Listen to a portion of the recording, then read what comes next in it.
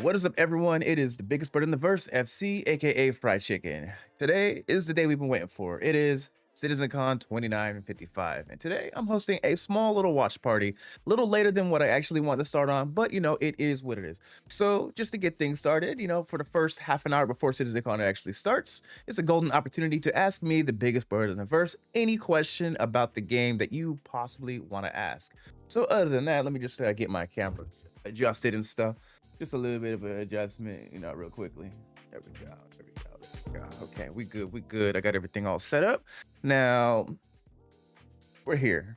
Yeah, new chat again, I've been working on my stream, trying to make sure everything looks good and stuff. Let me adjust my audio real quickly. It's pretty loud. Okay, let's see. Let's pop over. The CitizenCon Direct is about to be popping off. You see the chat is going, and they're already live. I'm going to mute it real quickly, though. We got 27 minutes. So, though not particularly prized for its intelligence, what it lacks in brains. Let me mute my Spotify. By being incredibly, horny. There we go. Commodity highly sought after by hunters and poachers alike. What's going on, Vanguard? What's going on, Caporo? What's going on, Wicked? For our copion, that is, this usually results in a free meal. Not the face! They funny for that. So, yeah, if you guys have any questions for the biggest bird, this is the best time to answer. I switched up my camera setting a little bit just so you guys are able to see the actual stream a lot better versus before. But yeah, so what's going on, Wicked? What's going on, Vanguard?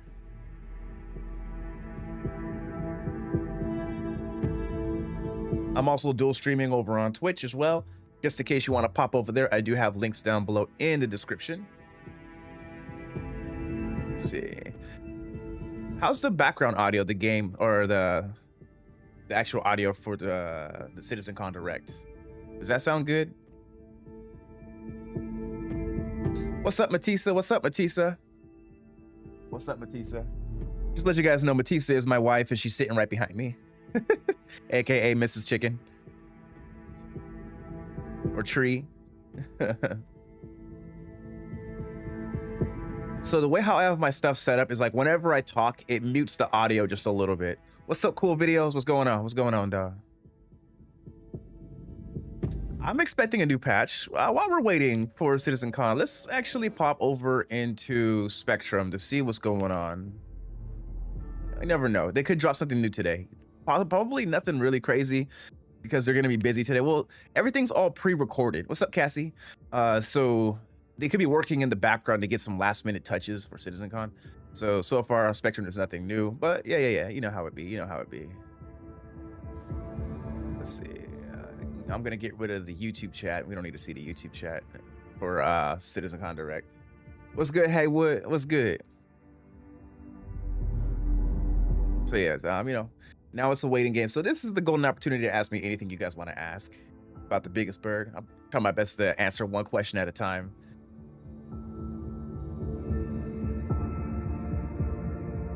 So do you guys like the new chat I put into my my stream? Got a new chat box. I think it looks cool.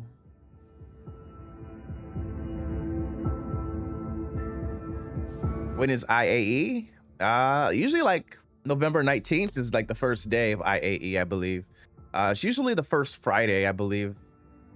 What's up, Kemba? What's up?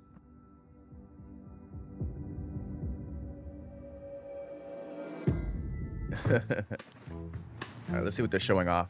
They got memes. They have memes. Why'd you bring this rookie? Hey, this is Fatbird. Hey, Fatbird, congratulations for being part of it. How do I go prone? Which button? Shh, press Z. No control. I pressed everything. It's not working. Get down! Hey, I see Fatbird. I see him. Guys,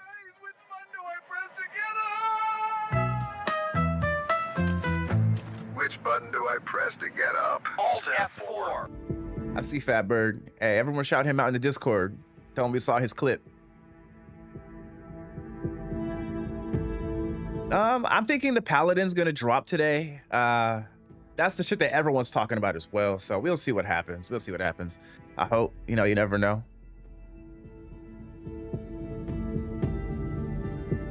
So who's excited for CitizenCon? Who's excited? I'm a little excited, to be honest. I'm curious what's gonna be happening. You know, I got some ideas what's gonna happen. We're gonna see Nyx, of course. We're gonna see Levski, Paladin, Perseus, maybe Stinger. We're gonna see so much stuff today.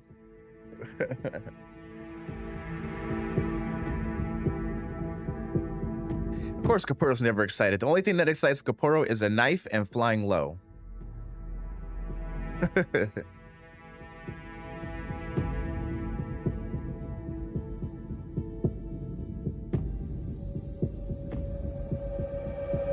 Yeah, the whole entire thing is all pre-recorded. It's gonna be pretty much you know, an over-glorified Inside Star Citizen Live.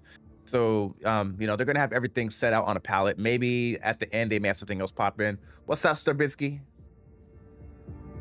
Nah. You guys will talk over the video if I was in the chat with you guys. You know, I'll hop into the chat just for a quick second while we are waiting for CitizenCon to pop in, just so everyone can pop in and say what's up. Just for a little bit. I'm not gonna stay in it just because I don't want you guys talking over the direct when I'm streaming. So I'll pop into the Discord for a quick second.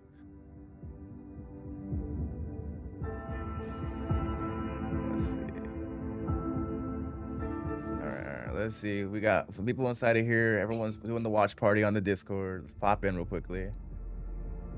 Let's see. Let me unmute my thingamajig. There we go. Okay, I hear you guys. Cool. See? So yeah, I'm in the Discord now talking with the homies for just a brief moment while we wait for the CitizenCon Direct. So what's up, Sturb? What's up, Marlos? What's going on? What's going on, Kemba? What's going on, man? What's going on? We're just watching, waiting for the thing. What's your guys' expectations of today's CitizenCon? If you guys want to talk to the chat?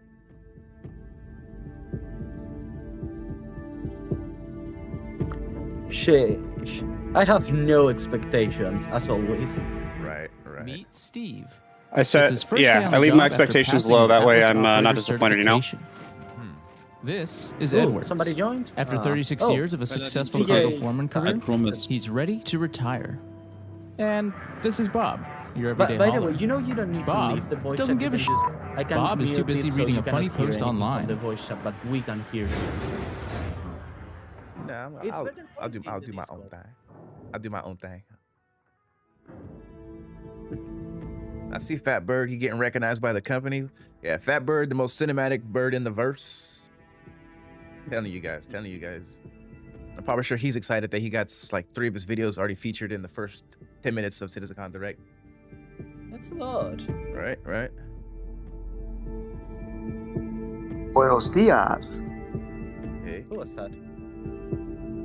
Estoy bien, gracias. Okay. Hola, Cici.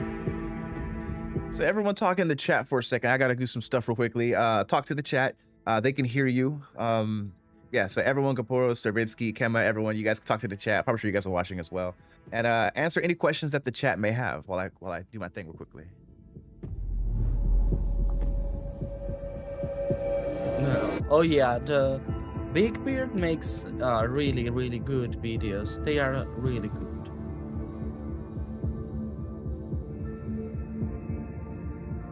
Welcome, AG Machine. I have to check out his videos. Well, you can.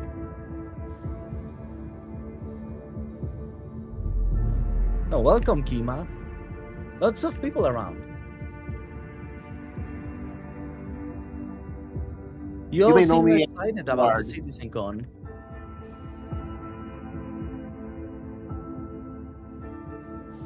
Oh, 7 to the chat. A lot of people in the chat.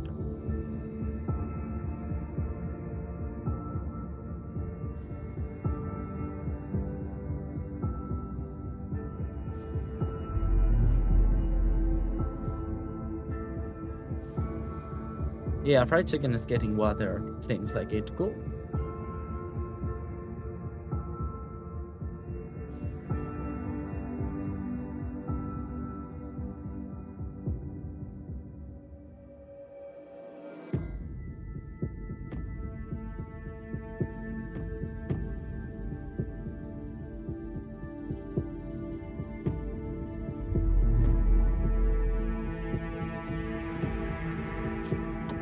I'm gonna get my chat back up. It was my phone. Sorry? Trying to get my chat box back up on my phone.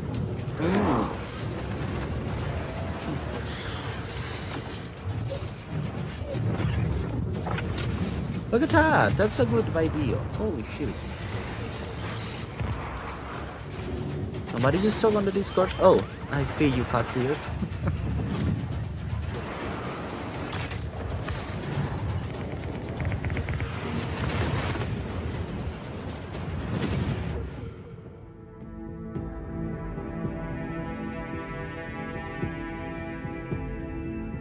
"17 minutes, not a lot.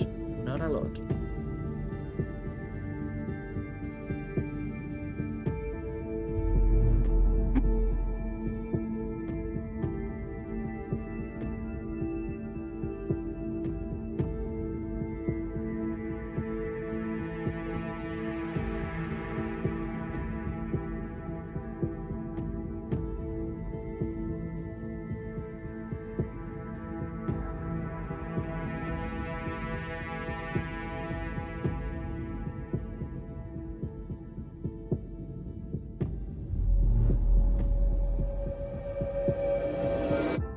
Fried chicken taking quite a long time now. Oh my god. Slow chicken. Again. Late chicken. Amazing. I know you can hear me, that's why I'm saying it.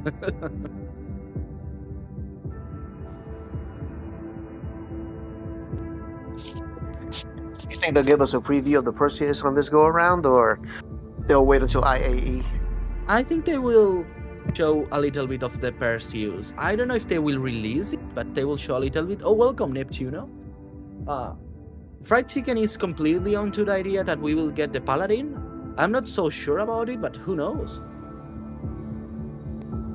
I mean, as long as we get new ships, I'm fine with it. And good news. I want It'd be a nice thing if they consistent did, news. though. Oh, he's back.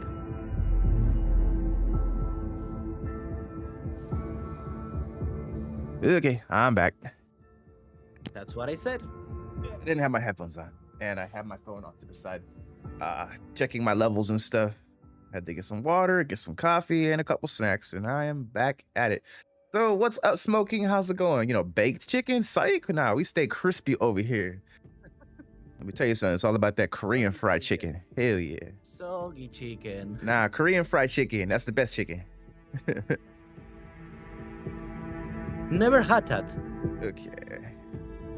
I don't think you're gonna have too many Koreans where you live, Akapuro. They are not that thing, actually. Like, You said they're not a thing? Oh. no, not really. Hi there. I'm Scooter Lee Scooter from It's the mostly the Chinese. It's Scooter! Okay. Oh, shit, look at that. Look at I know Scooter. Good evening to you folks. How are you doing? Welcome. And we don't just sell gently used spaceships. How are you guys doing? Scooter is definitely the redneck of Star Citizen. Absolute So when you need your next redneck of ship Star upgrade, Citizen. You come on down and you tell Scooter sent you. Y'all have a good evening. Hillbilly incoming. He makes good content. He makes good content. Being relatively new to the SC community it is good to see people who like this stuff in here. Is it possible to get the money back if I'm not satisfied from fried chicken delay? Fried chicken delay? You know. I want my entry money back, please. Let's see. There was no entry fee. It was waived. Oh, that's bad. That's bad. Okay, so I stay here. Okay. Yes. We got a lot of y'all today. Oh, what's up? What's up, Vanguard? What's going on, dog? How's it going, DJ? That's me. That's me. Yeah, it's been a hot minute. He left. Okay. He's still here? Oh, who left? I don't see the names on the screen no more. Y'all walk away. The other guy left. The one that was saying something. Okay. So, chat, you guys have any ideas what we're going to see today? Voice your words in the chat. Let's see. What do you guys think is going to happen? Oh, you are using the new headphones. No. Yeah. It's because when there's too many people speaking, my monitor speakers and my microphone, they pick up your guys' voices, and so it echoes. And so, like when I'm solo streaming, I don't wear headphones, but with you guys in the chat, I have to, because then you're gonna hear a very bad echoing from people talking. Yeah, that's an issue with me too.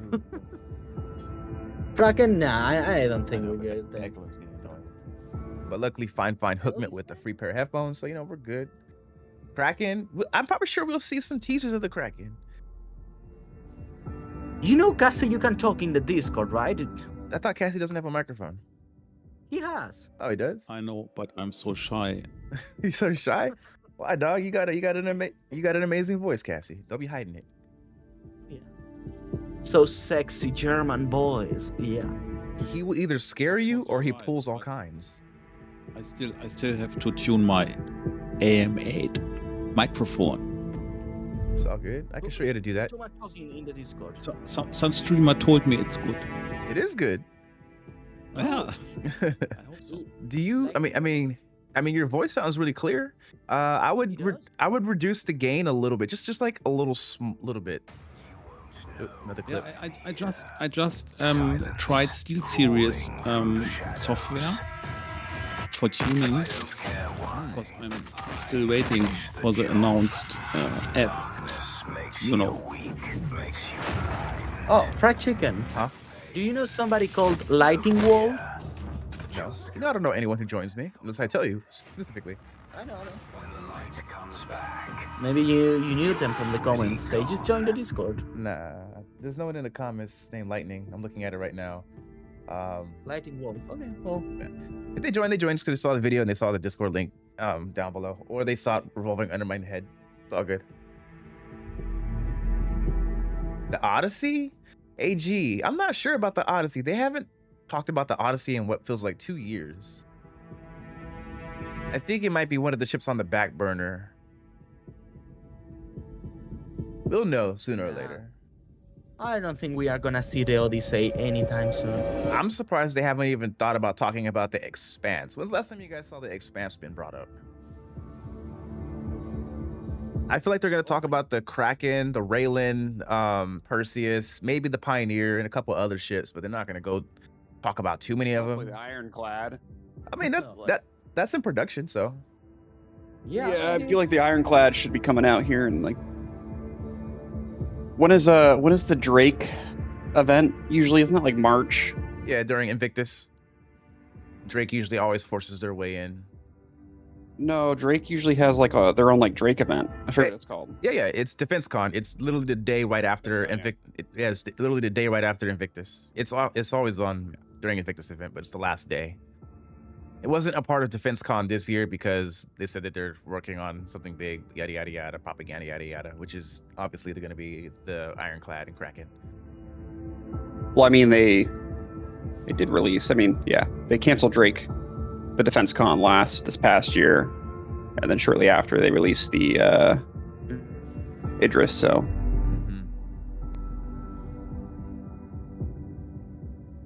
All right, y'all, 10 minutes till CitizenCon Direct. So, how do you guys think that this is going to be presented? Do you guys think it's going to be sitting inside of the Constellation Phoenix's bar area, and like they have people walk in, do a little interview, and then walk out type of style? Or will it all just be, you know, like gameplay video style and someone commentating over it? I think we will have the usual Jared style, you know, inside Star Citizen. Yeah, like it would make sense since this is all pre-recorded. It would make sense that's the case. Yes, exactly. Let me sit back. Oh, we good. I think it would be a good idea to make X-Hunger now. Let's do it. Oh, that clip is interesting. I think it's a smart idea, don't you think? Maybe. Oh my god, didn't I just post that recently? I swear I just posted that. I love that. Oh. That's great. Yeah, you posted a small short. Yeah, me and the homies playing with the stuffed animals inside the space station. What's up, Neptuno? What's going on? Oh, Neptuno. He's in the chat. He's also in the voice chat, yeah. He's interacting. Yes, they are. Dang, I should have posted that. I already had a clip already made. I should have just submitted it. Missed a chance. Literally already had that clip, like a 2-year-old clip I had of that shit. I should have entered the giveaway, not the giveaway, but the contest. You should. I just didn't think about it. I was just so swamped making content, so it's blah, blah, blah. It's whatever. I'm like, besides, you have some of the best extras in the whole universe, so. I should have done that. I should have used my medical clip that I had. That one would have been funny. Where's with the Discord with what's his name? Yes, with this is not this is who or what? No, yeah. Yeah, this is who. Yeah, that would have been a good one. That was a good one, yeah. When you were shot out of the airlock, that's another good one. Has to be more cinematic though next time. More cinematic. We need more cameras on my body. We need everybody filming at all the possible ways. I didn't kill him, Neptuno. He killed himself. Somebody left the voice chat. I don't know who. Oh, he came back. Okay. Welcome back. Oh, it's just me again. I know. Who's that speaking? I don't see it. Oh, that's DJ. On my computer. You have the cool Zeus jacket. Cool. Yes, I do. You know, I got my Star Citizen Zeus jacket. I'm still waiting for my stupid hat from Invictus. It's still in pre-order mode. It hasn't even dropped yet. Am I ever gonna see it? Like Star Citizen. Like it's gonna take longer to get than it is for some of the ships to release for a hat. Maybe they're having issues. If you buy merch from Star Citizen, you get the whole experience. Oh, Channel 6 Gaming, welcome. What's up, Channel 6? What's going on, dog? Yeah, like.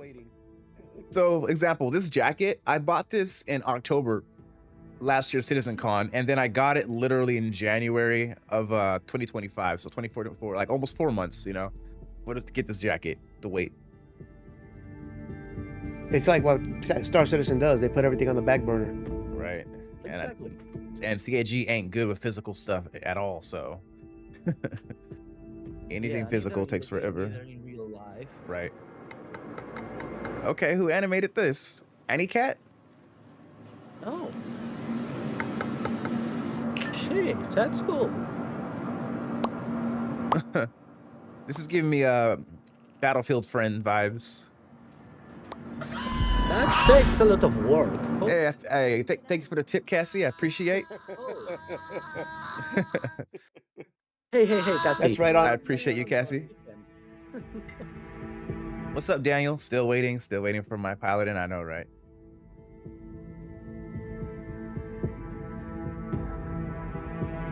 Cassie just tipped the channel. I really do appreciate. And My monthly fee to stay on this Discord. Because Gapuros told me I have to pay. I'm sorry. I didn't get to hear the message that came across the thing. We were talking over it. I'm sorry. Would you type in for the message? Nothing. It said something. I heard it speak. Paladin today. Am I able to scroll on this thing? I don't see the paladin.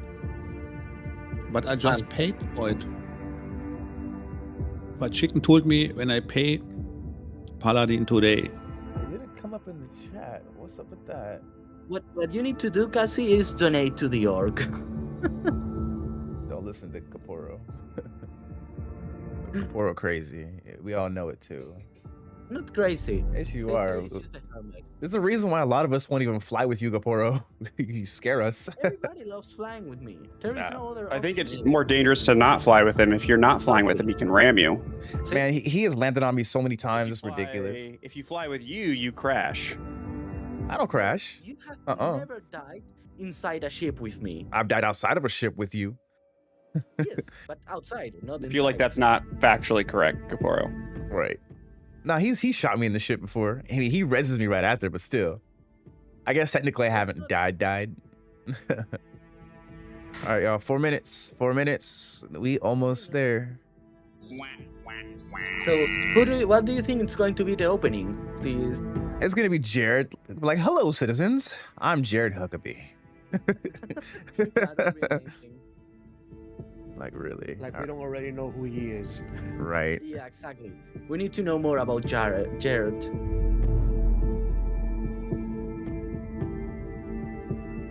Oh my god.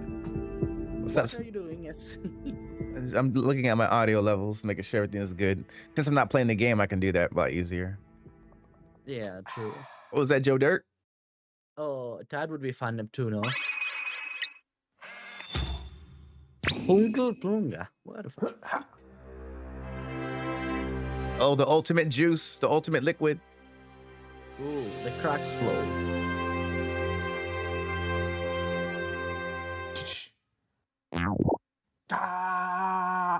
One day.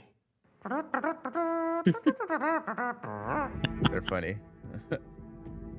The audio of the stream seems pretty nice, yeah. The audio? Who's talking about the audio? Oh, yeah, my bad. I was looking at it. Hey, what if we get a 30K while watching the CitizenCon? That would be fun. Let's see. Daniel asks about our opinions on the combat arena and arena commander. If it's not just realistic, I mean, it's a video game, so obviously it's not realistic. It's not gonna be realistic. What do you guys feel about combat areas in arena commander? We don't really play arena commander too much. It is an arcade mode, so Star Citizen and arena commander is arcadey style of the game. The verse is supposed to be the more realism, immersion style of gameplay versus arena commander, where you can just do things on a snap, on a fly, and you're just able to quickly enjoy yourself. Hop in some TDM, capture the flag, go racing, team ship battles, big ship battles, alien swarm, Vandal swarm, pirate, whatever battle. You can do all that stuff. It's the more arcadey style, just to hop into some quick gameplay. Usually what I used to do when I was back in the contested zones doing all my PvP combat, I would hop into a few matches at TDM just to get my skills quickly brushed up and stuff and warm up and things before I would hop into the verse. To answer your question, Daniel.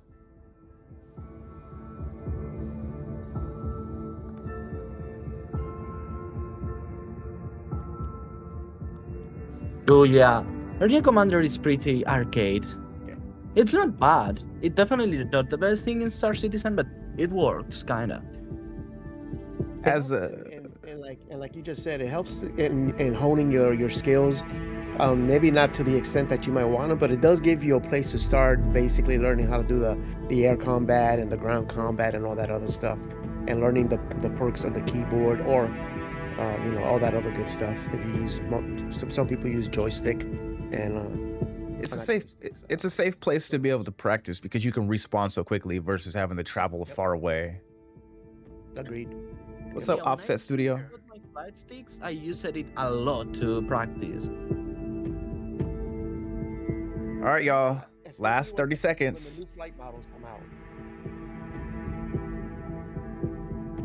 All right, I'm gonna start recording my official video so I can have something to reference myself later on. Let me make sure everything's good over here. On my audio, I need to reset it. Go. Okay. Actually, no audio. How do I turn this on? It's a different microphone. Fine headset. Okay. Officially going to start my official recording now. All right, everyone. CitizenCon begins now. This year has marked a turning point in Star Citizen's history. We have finally moved past the question of whether we can build an architecture to deliver a universe with incredible detail at massive scale, seamlessly, and where thousands of people can all play together. Server meshing has been working pretty much flawlessly at scale for the past 9 months. It has brought a more populated and active verse with up to 700 players online and in the same space at once. It's greatly increased server performance and delivered a much more responsive player experience. I couldn't be prouder of the team. They delivered something no other online game does presently. There may be other games out there that claim large player counts or even the ability to mesh, but none do it at our detail, scale, and seamlessness. Of course, there will be continued improvements to server meshing and to Star Engine, but having moved past this last big technological hurdle has allowed us to finally focus on quality of life and stability improvements, something that has long been overdue. We're about to deliver our 9th patch in 10 months, with content that has brought Star Citizen storytelling into new and exciting directions. We pushed more than 24 features and more than 2,000 bug fixes. And while there is still a long way to go, the game has gotten more stable, performant, and fun as a result. We see this in player metrics. More of you play every day. The daily average users is up 45% from last year, and your playtime is up 15%. So more people venture out into the verse and stay there longer than ever before. And through all that, we've told the dual stories of the Frontier Fighters Assault on Pyro and the moral compromises being made to combat the regen crisis.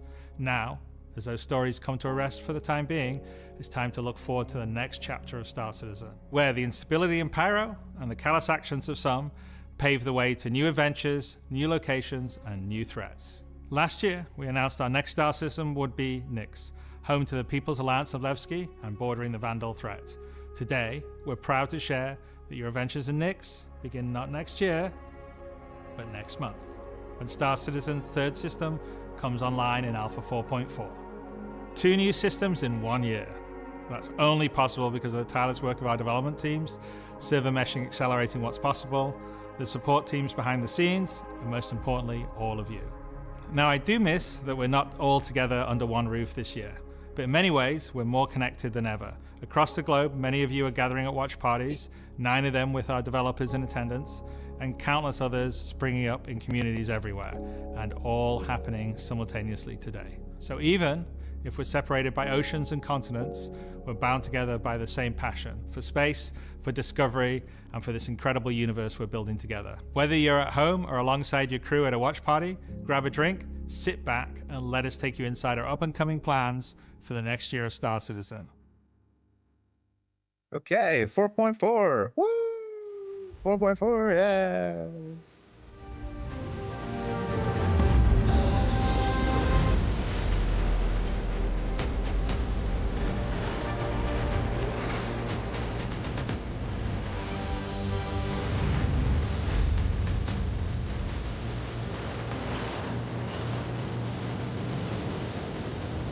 Yeah. The poor muted me. He wouldn't unmute me. No, I didn't mute you. I made you not able to hear anything we said. It's okay. It's okay. As long as you guys aren't talking over the actual main commentary of the developers. That was the Paladin. Yes, sir. This is starting really goodly right now. I want to make sure you guys are included in the video too. Everyone wants to hear you guys talk. There we go. With the foundational technology now in place, the content development of the game is no longer restricted, allowing us to forge ahead with building out our first 5 star systems. Nyx will see the much-loved Levski landing zone added back to the verse, while also bringing you one of its most iconic landmarks, the Glacian Belt. Here, you'll experience a new combined arms operation that will introduce new factions and new adventures for you to discover. With this edition of our 3rd star system, we're also going to do something you gotta love the music. Heart of the entire Star Citizen experience, and that is to build it right in front of you. As we have done this year, with the addition of several major locations, such as the Hathor facility or the Lazarus complex, we will continue to unveil new Nyx content throughout the year. It's a slightly different approach to how we deliver Pyro, but we feel this gets the content into your hands sooner and shows our intent as we continue our march towards 1.0. I'm so incredibly proud of the work our team 1.0 3 years later are continuing to do, and we're excited to have you on this next step of our journey. And as with any you are journey talking in even Star more Citizen, than me. That's that crazy. begins with a little story. This one looks like it's going to be a really good one of us Right. inside Star Citizen. the story so far. Oh, what story? There's no main campaign in the game just yet. In the In verse. 2025, we introduced 2 major storylines spanning multiple patches, creating a living backbone for adventure across the universe. The first was Pyro Must Burn. It connected Stanton to Pyro and introduced the Frontier Fighters, who are relentless, brutal, and determined to wipe out any threats that cross them. And with this month's release, you'll now take part in the conclusion to that storyline. The second was Science Run Amok, with the Regen Crisis throwing the Empire into chaos, and you all jumping in to help the various corporations respond.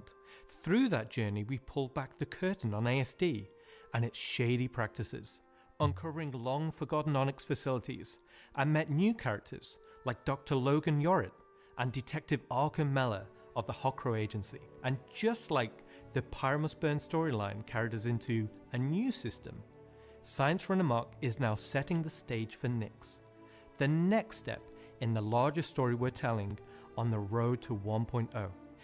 As this new chapter of Star Citizen begins, let's hear from just a few of the team members working It to is bring starting this pretty next good, era I must say. of our Like for universe to now, life. it doesn't look bad at all. It seems pretty realistic compared to other years. Let's see. Okay, we got is that a gray box terrapin? When the Nyx system was first discovered, the United Empire of Earth, the UEE, scanning came out and did systems? scans and kind of found out that the system wasn't really worth settling. The planets Hell were too hard to yeah, it's terraform, about the time. resources were too tough to get, so they opened it up. The cool thing about the Nyx system is that it's connected to the Odin system. So we should see that sooner or later as well too. And so they expanded into the system and tried to mine as much as they could, making a very slim There have margin been by the some sheer leaks quantity about- of resources they were. Look at all those miners. Dang. Yeah. Hey, what the hell's going on? The I'm system gonna go away. itself sort of ran its course from sort of a large corporate interest There we perspective, go. and then was mostly left abandoned. Now this ended up being the ideal situation for the People's Alliance, who were a group of revolutionaries who were trying to overthrow the dictatorship I love of the they're talking Messerich about lore. that was going on in the Empire at the time. So they went to the Nyx system and established what became known as Levski. They wanted to make it everything that the UEE wasn't at this time. They set up what they saw as their ideal society, where everyone's voices would be heard, where everyone would be equal. They seem like they are talking about the But golden they've rhinos. fallen Everybody's onto hard heard. times. So Nyx today is Is graffiti going to be a feature? history. Now that the UEE has kind of transformed itself into a democratic society, what is their role? What are the People's Alliance rebelling against? And they still see the Empire as being inherently unfair. They see their role as still trying to create a free and fair society. But on the other hand, they have more problems than ever. And there's new threats lurking around every corner. And they have to ask, are they prepared to handle that? Or do they need to turn to the UEE for help?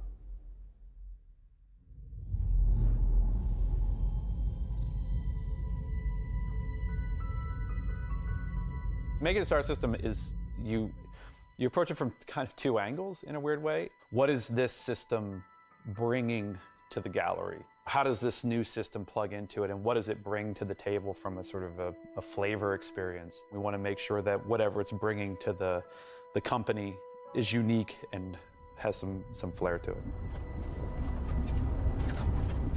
So the Nix system is a remote system where people want to go and live free outside of the pressure and influence of the UEE.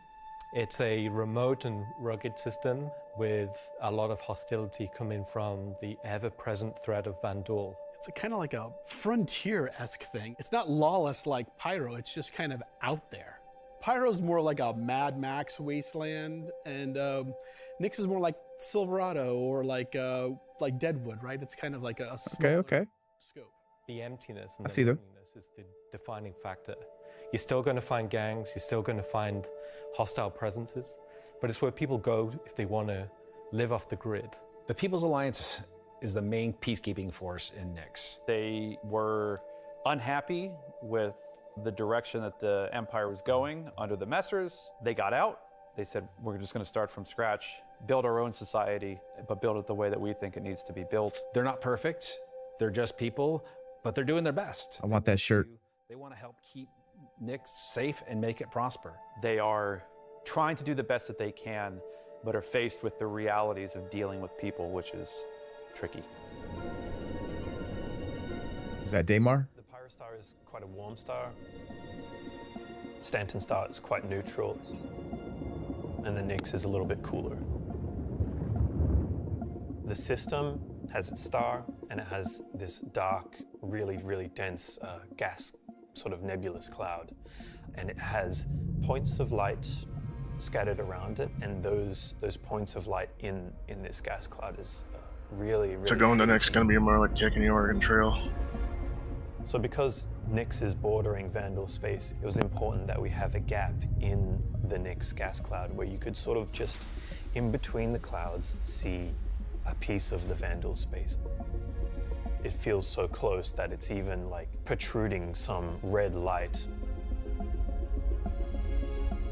The level designers are using it as an actual visual indicator of where to place more dangerous POIs. So if you point your ship in the direction of it, you should find, as we build it out, that you will be in more and more danger.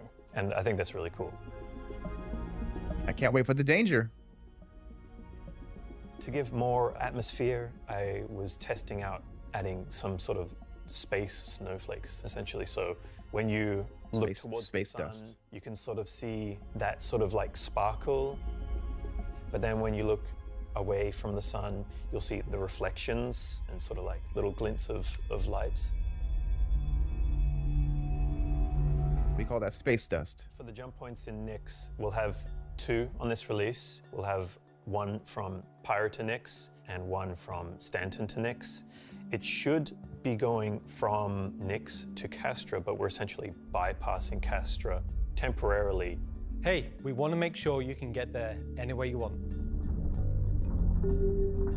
Glacian Belt is a huge asteroid belt that is in sort of the middle of the system. Hey, thanks for the tip. Appreciate the super. Glacian Belt is a combination Thank you, of Wicked. a bunch of technologies that we already had. The asteroid fields we use for planetary rings and the gas clouds. And it's combining them. Ooh, that was a big tip, dog. I appreciate it. That we've just not seen before.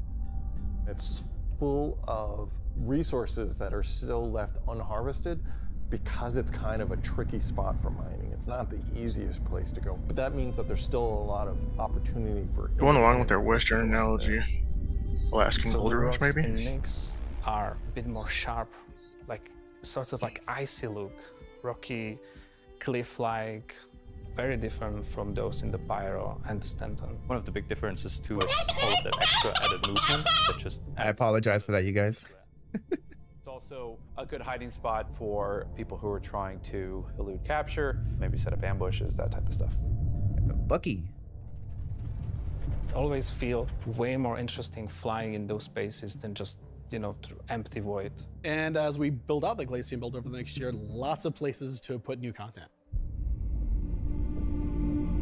This is going to be a miner's paradise. Very large asteroid in the Glacian belt that QV Planet Services had built a mining base on that got taken over by the People's Alliance and renamed Levski.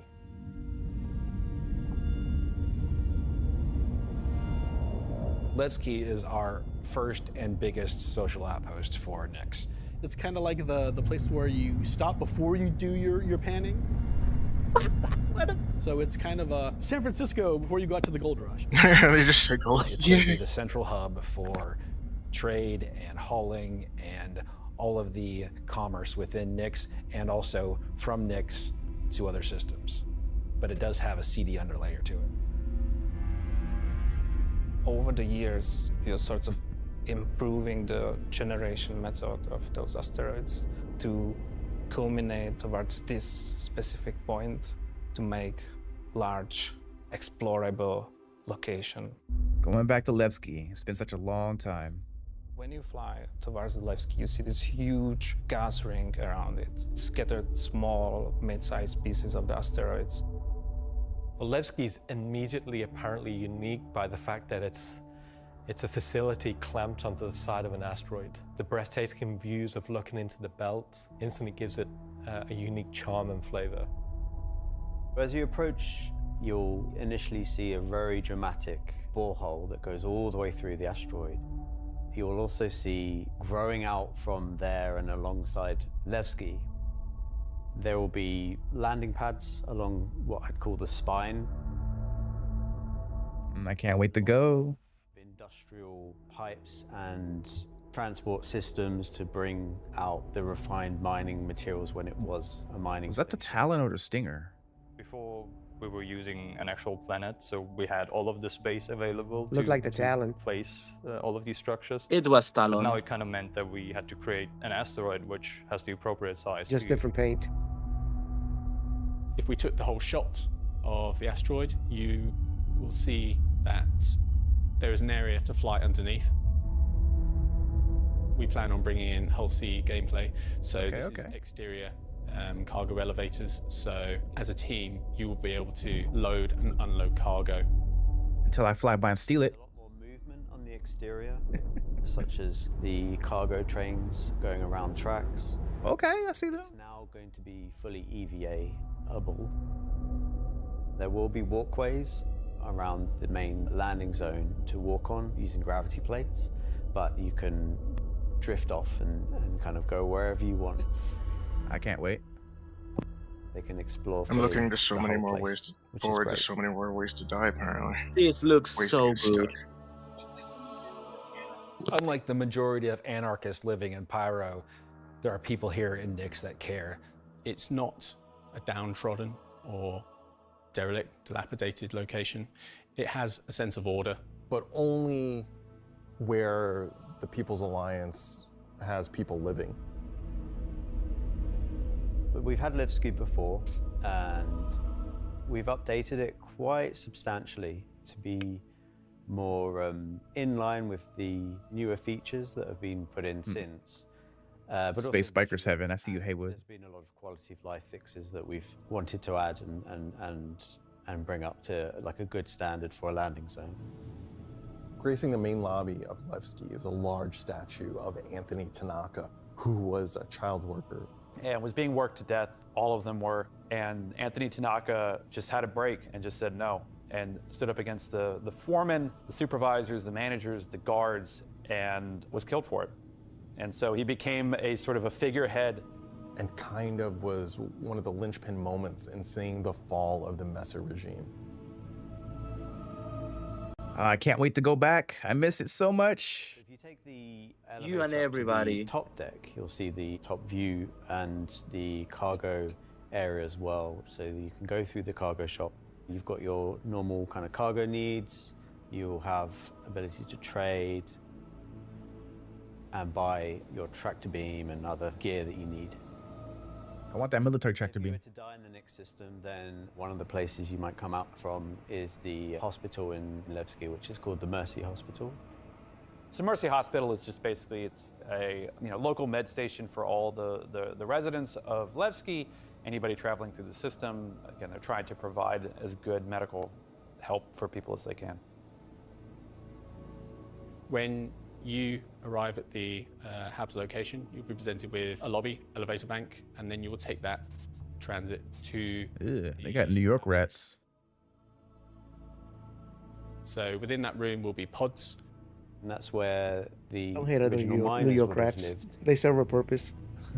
They're not the nicest, and they're a bit messy, but they're a home. Hey, at least it's People not like from the Nevsky. pyro station where I feel like I'm gonna get a fungal infection If from you head breathing down in. to the lower view deck, you'll go through into the Grand Barter, which is your main social and commercial area of Levski. This is where you will see market sellers selling their wares. There will be stalls. There will be kind of more The embedded Great Bazaar.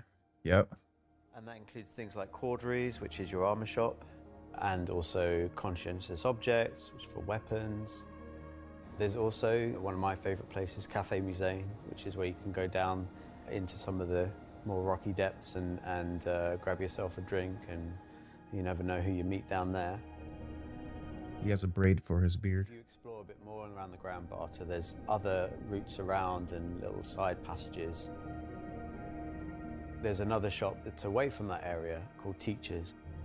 Teach's Ship Shop is basically where you would go if you were looking to pick up a used ship, buy some ship parts, fix up your old ship, find some new stuff, sell some scrap. We've closed up Dumpers Depot for Levski, and everything that used to be sold there will now be sold at Teachers. Okay, okay. Another new area, as well as the cargo shop that we've added, is Refinery deck. a refinery deck for Levski. That's where you can take your processed goods, not just from Levski, but from the rest of the Nix system, and refine and sell those goods there. As a lot of the content in the next coming releases for Nix is going to be mining related. So it's super important that Levski is a really nice hub for mining type of gameplay. Industrialist location. Pyro for combat. Nix for industrialist. To bring Levski back into the game. It's been gone for quite a few years now. I think it really provided a unique environment of it's run down, but the Makes people me who wonder live how there soon we're gonna get that cell love it for and are starter. working their hardest to make it a great place to live. This is a location that has a lot of nostalgia for you guys, and we don't want this just to be a re-release. We do want you to go, wow. It's not going to be as complete as Pyro was when it first came out, but it's going to be our first iteration, and you're going to be able to see it grow as we work on The it. casuals who never got to play at Levski. Learning and improving and Gonna finding be new ways. blown away. I mean, is there anything more Star Citizen than just building the system while the players watch us build it around them? It's going to add a nice dynamic to Stanton and be a much more calming of style. I remember system the than scrap Pyro. runs from Levski. People Those that were the thing would back have then. played it before are going to love to see this come back, and the people that up, haven't seen Mike? it before, it's going to be a great new location. This is the first time that I'm going to be able to touch stuff and kind of bring my own content to the game, and that's really exciting to me. Levski coming back into the game is a huge milestone personally for me. So I worked on the original quite some time ago. So seeing it come back and updated and improved and better is fantastic. Okay, not bad as a first segment. Bring back Jumptown. What's up, Mike? What's up, everyone who's popping into the stream? How's it going, everyone? Welcome everybody. We're about to touch a half an hour of the stream so far. So we've talked about Levski Wiggalo says what? No. Racing Belt, but you're probably asking yourself, what's the new gameplay activity we're going to be doing? Right. So let's find out. Sandbox activity. Is your first experience in As a new always. space station in a new solar system? It's a mystery to be solved. There's things for the player to explore and look into. There's going to be some twists and turns, of course, some combat, and if you're lucky enough to survive, maybe some good rewards. This is basically a continuation of kind of our ASD storyline. So in the closing out what we had called our Science Run Amok storyline, we had revealed that ASD had been procuring sort of very black market illegal stuff in order to conduct their experiments. So this mission is basically going to be that poor scientist continuing on that trail. So the Navy has learned that illegal tech is being sold in the UAE, and they're hiring Intersect to investigate. Intersect Defense Solutions is the leading military defense contractor in the UAE. So the Navy contracts with them a lot. Old school Hornets. various kind of military operations that they don't want to handle themselves. We didn't want players to be working directly for the Navy. The Navy just doesn't call up random citizens and ask like, hey, if you're free, can you fly a helicopter? I guess as a player, when you can think about like, oh, where am I going to be doing missions that are capital ship battles or large fleet scale stuff or military operations, that's all going to come from Intersect Defense Solutions. Okay, look at that. See? Intersect have discovered the source of the illegal tech is in the NIC system and an old abandoned QV Planet Services logistics station that's come back online. So they want the players to figure out what's going on. Look at that quantum. Kaporo, is yours running ahead of mine? Yes, it is. Is it? Am I not live? I'm on live. Weaving through asteroids. I don't want to touch it. Through the glacial belt, and slowly the station will reveal itself. Why is yours running faster than mine, Kaporo? Because I'm not streaming. Derelict, but there's some points of interest that you'll spot as you go through. So the station itself shares design cues from old Pan Am stations found in Pyro. This architectural design found its way over to the NIC system as the system was being established. Like Gaslight. You also see some additional design cues that QV Planetary Services were adding, so it's a nice transition architectural point. It's fairly skeletal in design. You'll see logistics yards and cargo yards, but also facilities pinned inside the asteroid, creating this network of facilities. You'll notice there's a Polaris near the main hub. It's not a normal Polaris. It's damaged, it's broken. It's not a standard corporate Polaris. So at this point, you should be asking yourself, the slashers. Who does this belong to? That Polaris thing looks you'll so see good. struts leading to asteroid bases. Now these asteroid bases are locked, so you don't know exactly what's inside just yet. But all of this comes together. Consecutive Zones 2.0. For the mission to take place. So not only is this facility unabandoned, but it's also under attack. We know what that from a is, right? surprising, Yeah, familiar foe. Contested Zones 2.0. That's what he said, familiar. Oh, it's coming. Fried chicken, it's coming. I know, I can't wait for the PvP battle. Oh, is that the Stinger? Is that the Stinger? Not PvP. That's Ooh. not PvP.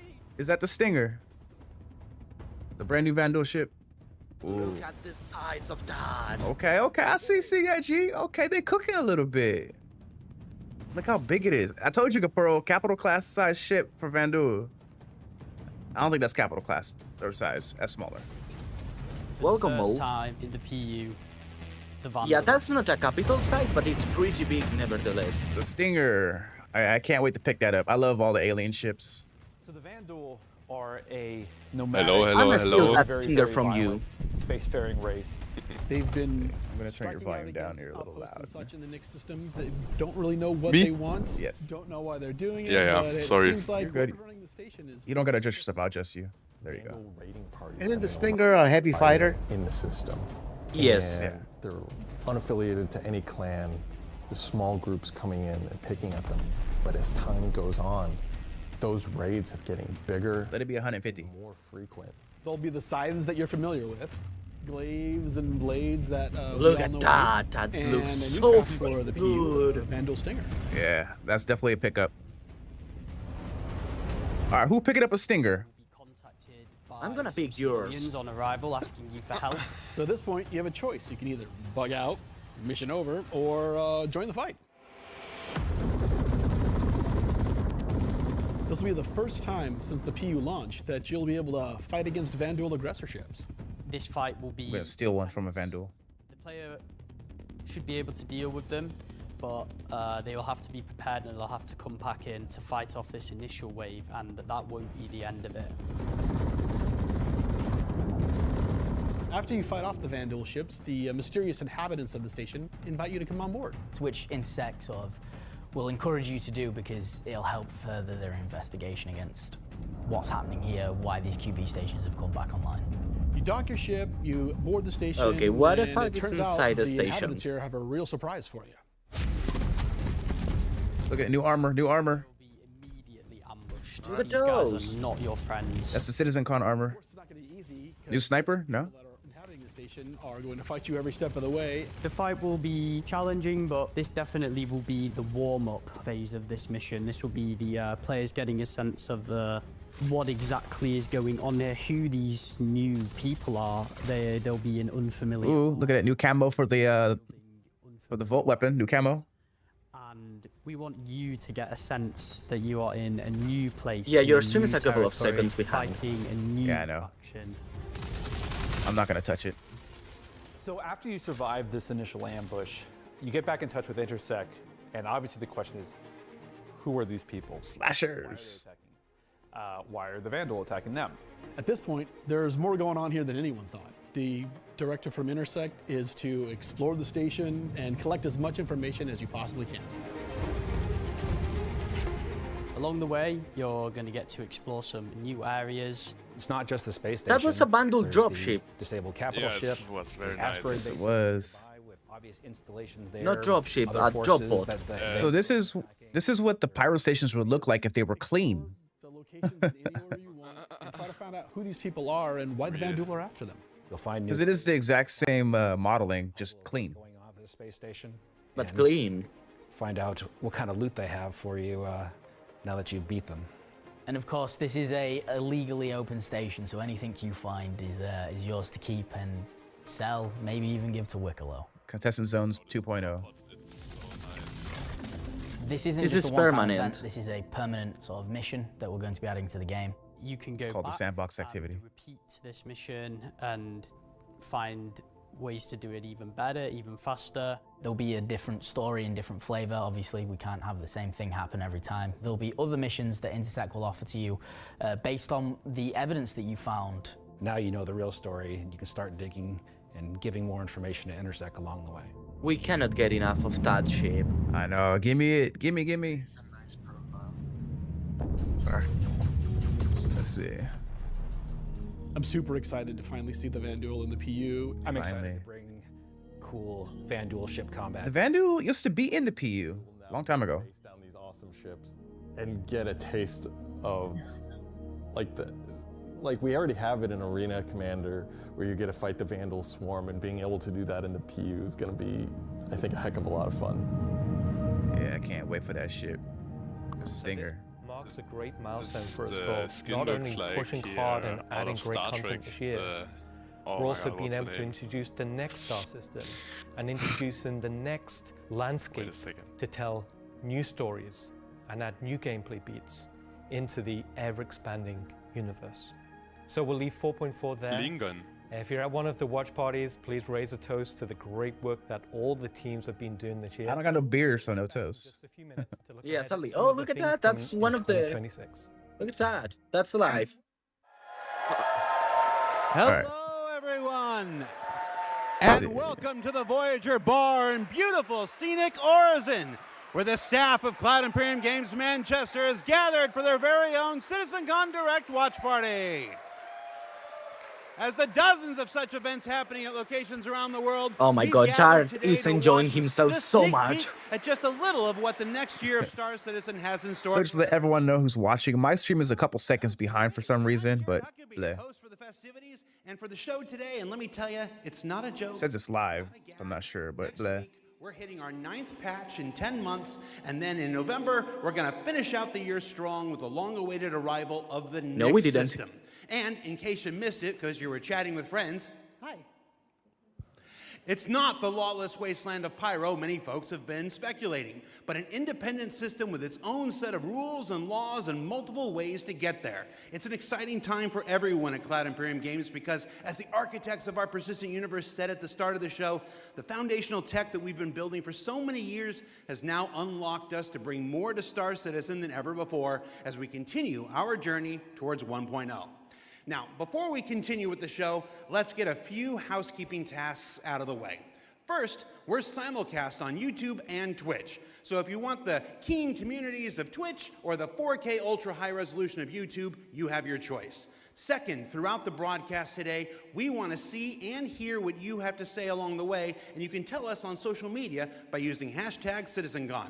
We're especially interested to see any photos from those watch parties that are happening across the globe, and we're going to find some way to bring a few of them into the broadcast later in the program. Third, we've also had a CitizenCon contest going for people to create their very own slice of life in the PU videos, and we played the winning entries during our pre-show countdown. The offerings were super varied. The idea was to work with a team to show the life of a miner or a hauler or a bounty hunter or whatever. But one guy just said, I'm gonna make a video about how awesome I am. And I respect that. So shout out Nocturnal Revenant. That is I don't remember if amazing. you were one of the winners getting an L21 Wolf from Kruger for their efforts, but you won the coveted Disco Lando Complete Narcissist Award.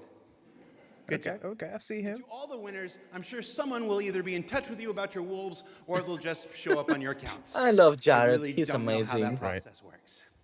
Probably would have been good to find out before the show, huh? He's so afraid. Either way, if you missed the pre-show and are curious if you won, you can check the replay after we're done here today. All right. I just realized that my bosses, Chris and Sandy, are sitting in a movie theater watch party in Switzerland right now. A completely captive audience. So real behind the scenes here. This is especially torturous for Chris right now because he's super excited about the next segment we've got coming up. Aren't you, Chris? And you're just sat there right now. He just throwing shade. Watch and listen to anything you say. Jared is amazing. Do either of you regret that decision so long ago? All right, so I've probably pushed my luck enough. Let's get to the next thing. When Nyx arrives next month, it'll have Levski, the Glacium Belt, and the new Welcome to Nyx operation we just discussed. But throughout 2026, we'll also continue to build the Paladin now. new features and new technologies that will not only set Nyx apart and give it a unique identity from its sibling star systems, but continue to set Star Citizen apart from other video games altogether. Now, at this point, if you're running one of the New watch music. parties, you're going to want to crank your speakers up for some brand new music from the maestro Pedro himself. All right, let me crank it up, y'all. Let me crank it up. Of what the next year Let's go, has to Pedro. offer. I cranked it up. Okay, now Okay. everybody shut the fuck up. Yeah, everyone quiet. Volume up and hit the clicker. Too loud, too loud, too loud. At Cloud Imperium Games, we believe art inspires the best technology. And through the development of that technology, it pushes us to create even better art. When Genesis comes to the persistent universe starting next year, it will change how you experience every world. And not just in the building of the new planets for the Nyx system. We will also go back through Stanton and Pyro and reimagine them through the lens of our technology. Previously, and more traditionally, we'd create slices of biomes, like deserts or forests. This approach moved us forwards and got us this far, but solving the scale was always tricky. And for Star Citizen, we like to do scale on another level. Issues like seeing tiling from our height maps from high altitude, or the unpredictable blending when two biomes connected, were common. But ultimately, things just never felt right. Our worlds were gorgeous, but to us, they still sometimes felt like interpretations. It's empty. This was a super hard problem, which we needed to solve at the scale for Star Citizen requires. We challenged ourselves to emulate nature in the most believable way, and not just on a planetary scale, but to our level of detail. I must say, the music is amazing. Kamuro, you're funny. With Genesis, we've made a complete paradigm shift to how we do things. You're not telling me Biomes are that's now created Microtech or based on Stanton, physical right? data sets. With the assets I think this being is Pyro. whenever and wherever the correct criteria is found. So when you see a forest or a meadow, it's no longer because an artist painstakingly crafted it there. It's now because it simply wants to be there. It fits inside our rules. Genesis also ties into our other gameplay systems. Our new planets are built from the information we create for our different datasets. Ooh, grass. Humidity, temperature, soil type, soil amounts, geology erosion data, to name but a few. This means you can now tell where to find valuable minerals as the geology looks like it would be suitable for it. Where This just street looks piles fake, exist below alright. sheer cliff faces, and where rocks have broken off over time due to erosion. Of course, these new tools still give us the ability to direct the look and feel we want. The attention to detail from the tallest mountain to the smallest flower is still our core DNA. If I shoot those sacks, will bugs fly out? I cannot believe this. That's like no way there is everything is going to look this good. Well, you never know. Genesis provides our planets with the ultimate sense of exploration and adventure, discovery in the purest emotional form. We want you to find that perfect place, with the planets providing an abundant resource to harvest.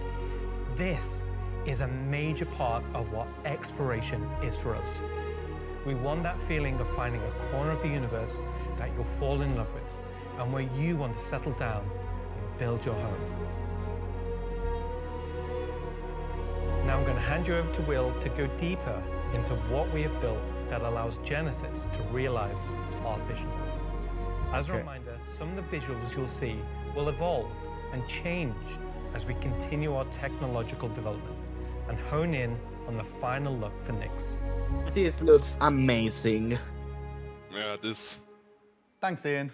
So, in case it's not already clear, Genesis is our name for a group of technologies that are improving our ability to build worlds, refining those that we've already created, and ultimately expanding our persistent universe to the scale and quality that we all expect. I work on planet tech, so let's talk about how that's continued to evolve since our presentation last year. Lightning. And instead of just highlighting some really cool biomes that we can create, let's go ahead and show how all this work applies to the upcoming planets of Nyx. Holy fuck. So there are 3 planets in Nyx. Nyx 3 is a gas giant, and I think it's blue. It's not going to surface. I don't really know. Nyx 2 is a yellow, toxic. It's got like this high pressure atmosphere, and it's like a very volatile planet with high risk reward gameplay. That's where the bugs are at. Really interesting biomes for you to discover. The good bugs. For now, just know it's going to be. Let me turn you down, before be loud. Today, we're going to focus on what we consider to be the hero planet of this system. Oops, wrong button. Wrong button.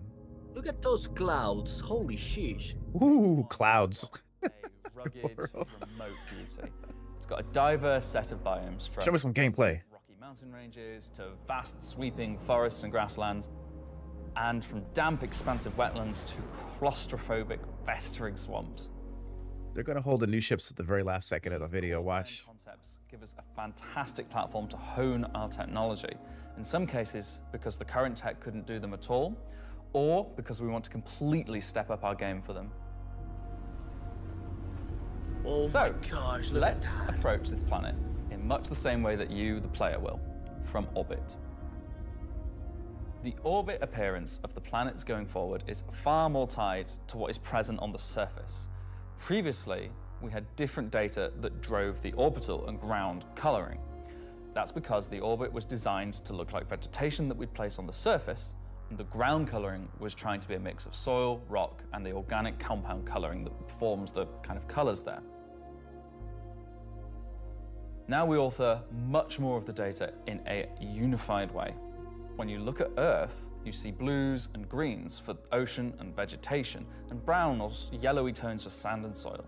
We wanted to keep it as simple as that. The same set of textures and data that define the color of the soil, sand, and rock on the ground are used to create the orbital look.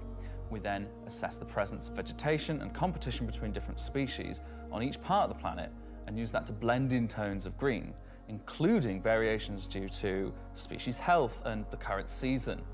This creates a far more complete image and allows you to identify features, geologies, and potential points of interest all the way from space. New Valacar? Sand Valacar? Let's go down to the surface and start with something closer to what you're used to, but in a whole new light. FPS combat.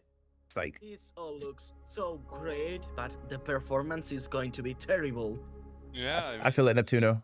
I feel it, Neptune. When we approached the surface of the planet, we wanted to start by focusing on just the soil and rock. One of the things that was missing from our terrain previously was simply feature complexity. Looking at our contemporaries, we lacked detail at the ground scale. To combat this, we've added a new layer of data. This is all Star Engine technology. This is all engine. These are intelligently placed on top of the existing 4-kilometer terrain tiles based on slope, soil type, and other erosion data. And these medium tiles don't just create height changes, they also bring in local erosion data both for soil and bedrock size values. And this gives us a whole new level of terrain detail, of scale, and allows us to create far more unique locations across the planet.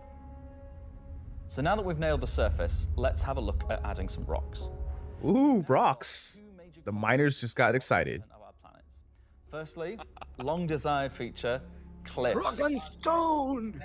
We are adding large scale, very detailed to all our cliffs based on the geology at a given location. This adds an exciting new dimension Yeah, but to can I steep still drive slopes a that we rock? simply couldn't Can I get drive a rock? before. The second is a big one for you ground vehicle enthusiasts. Rocks are now found not scattered everywhere, like spilt popcorn at the cinema, but only in places you'd expect to find them, thanks to a brand new rock scattering algorithm that isn't annoying as hell. Which means it's easier to find the miners and take them down and blast them. Each large and PvP medium combat. tile. Now rock distribution makes sense and has a physical basis. Where's the lightning? So if you're still crashing into them after this comes out, that's on you. Where's the space Rock cheetah? assets themselves have had a glow up too. I see. We now create My rock game sets will go from related to a 160 particular FPS to geology 1. that look like they originated from the same source. And this ties into how we'll be distributing minables in much more interesting ways too. Okay, so if you want to So kill now that our miners, base just go terrain to the and rock mountains. scattering looks good, let's add some vegetations and explore some additional biomes. We get like a hot lava biome. Next one's forests and grasslands are full of trees, various grass species, rock My formations. GPU is dying right now. And they're found in all sorts of elevations, like mountain valleys, open plains, and dense meadows. And when we start to add a bit of fresh water, they begin transitioning into more wetland-type biomes. I want to shoot in them sacks, see what happens. And while forests are super cool, let's focus on the grasslands and wetlands today. I mean, if they can make the grass look like that, I'll be impressed.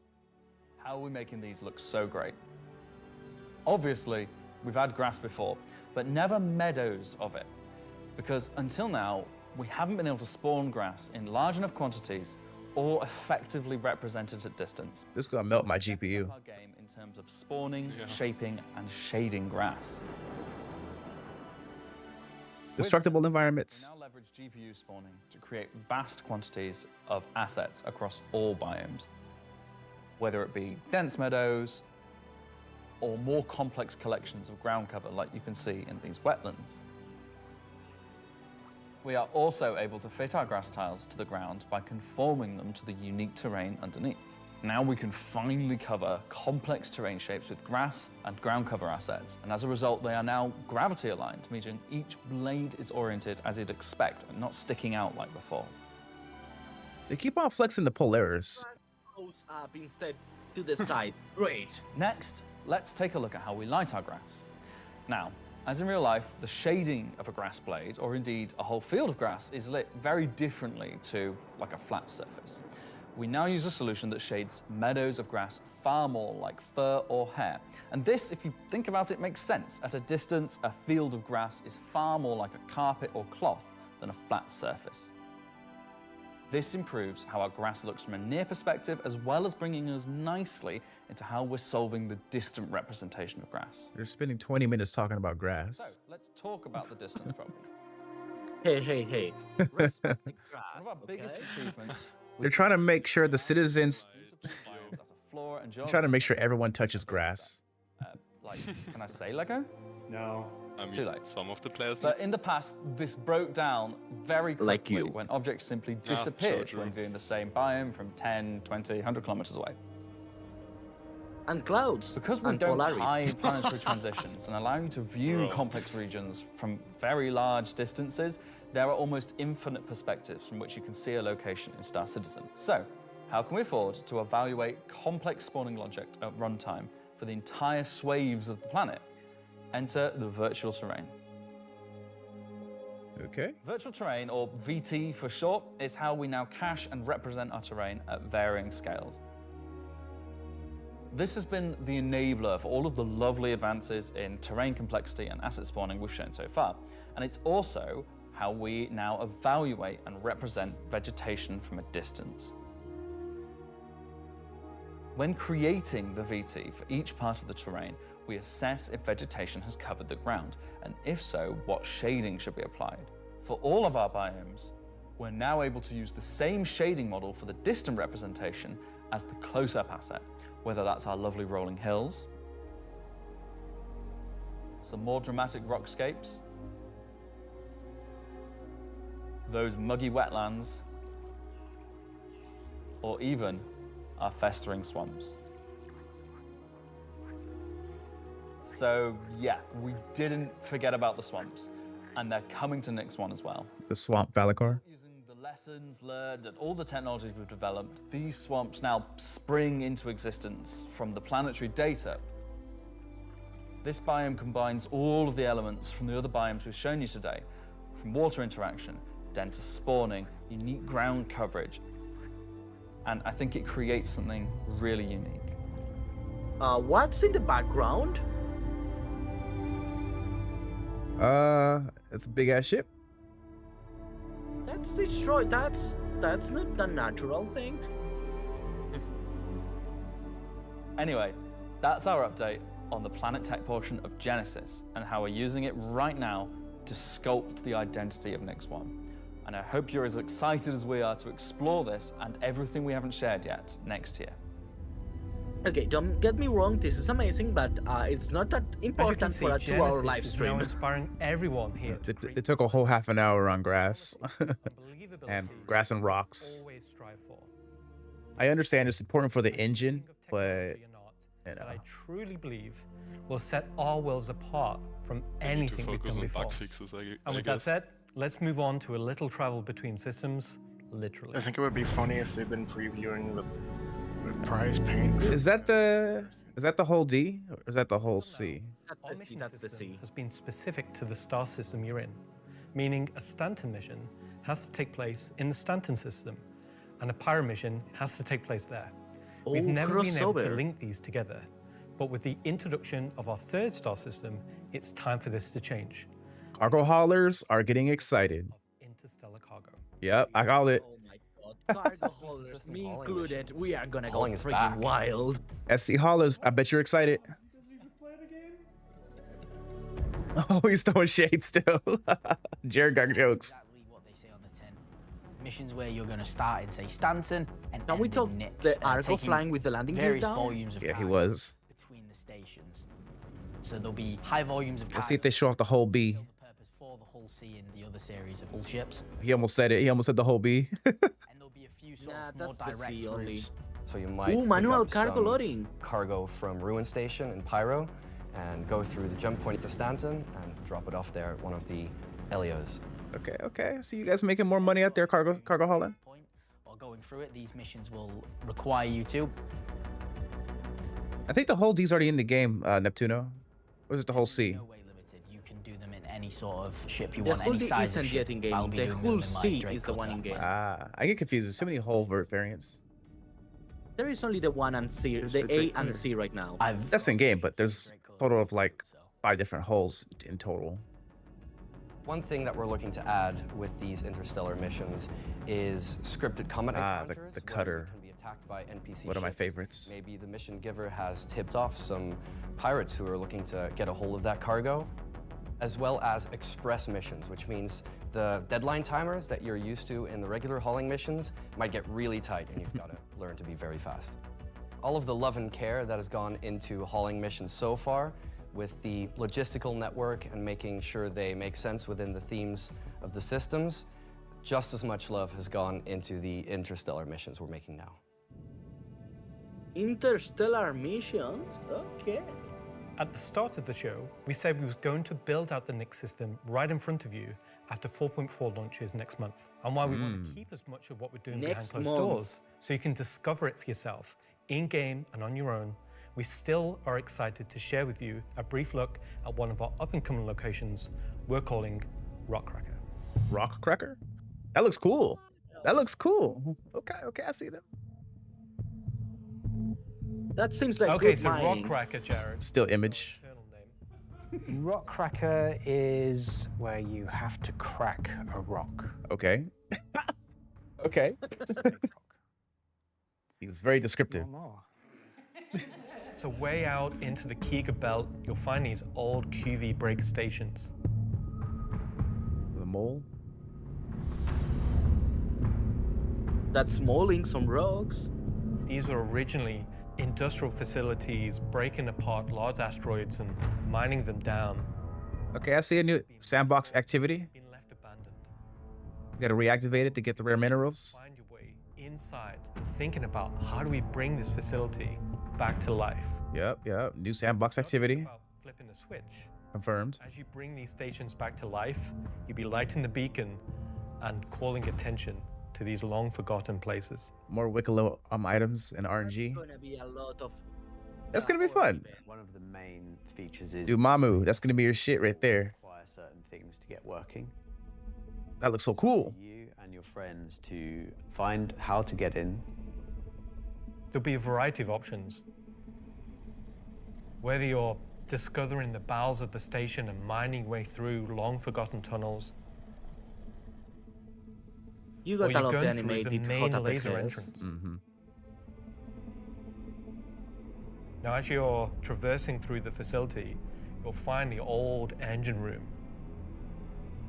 Gotta Now, reignite it. there may be ways to bring the facility back to life. Plasma cells, power cells. engines, and bring power to different parts of the facility. Maybe eventually bringing the laser back online and cracking some rocks. It says maybe, but that's exactly what we're gonna do. Secondary gameplay loop is FPS combat.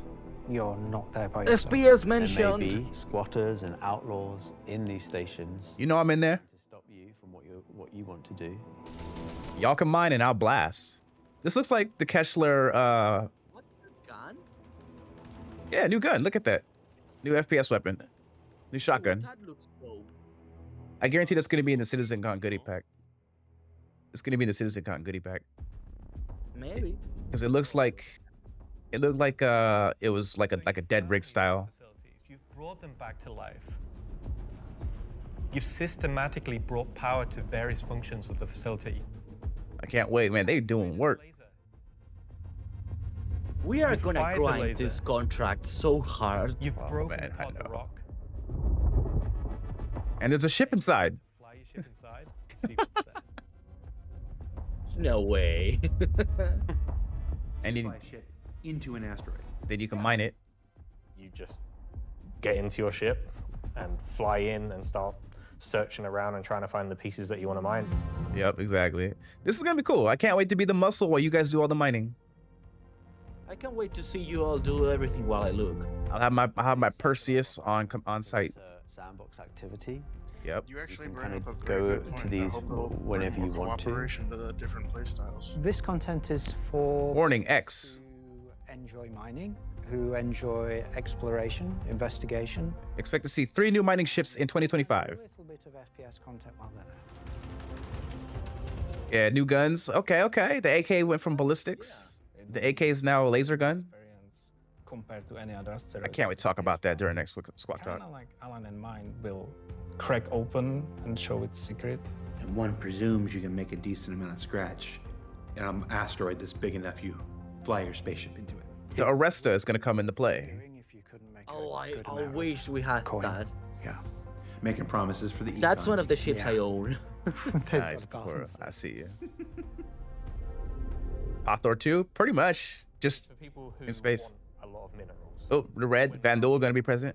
All the other mechanics and features that we want in the game for 1.0 come in. It will be a place where like an organization or a group of like 5-6 people could come and 5-6 just get people? We're coming in. We're coming in 20 deep.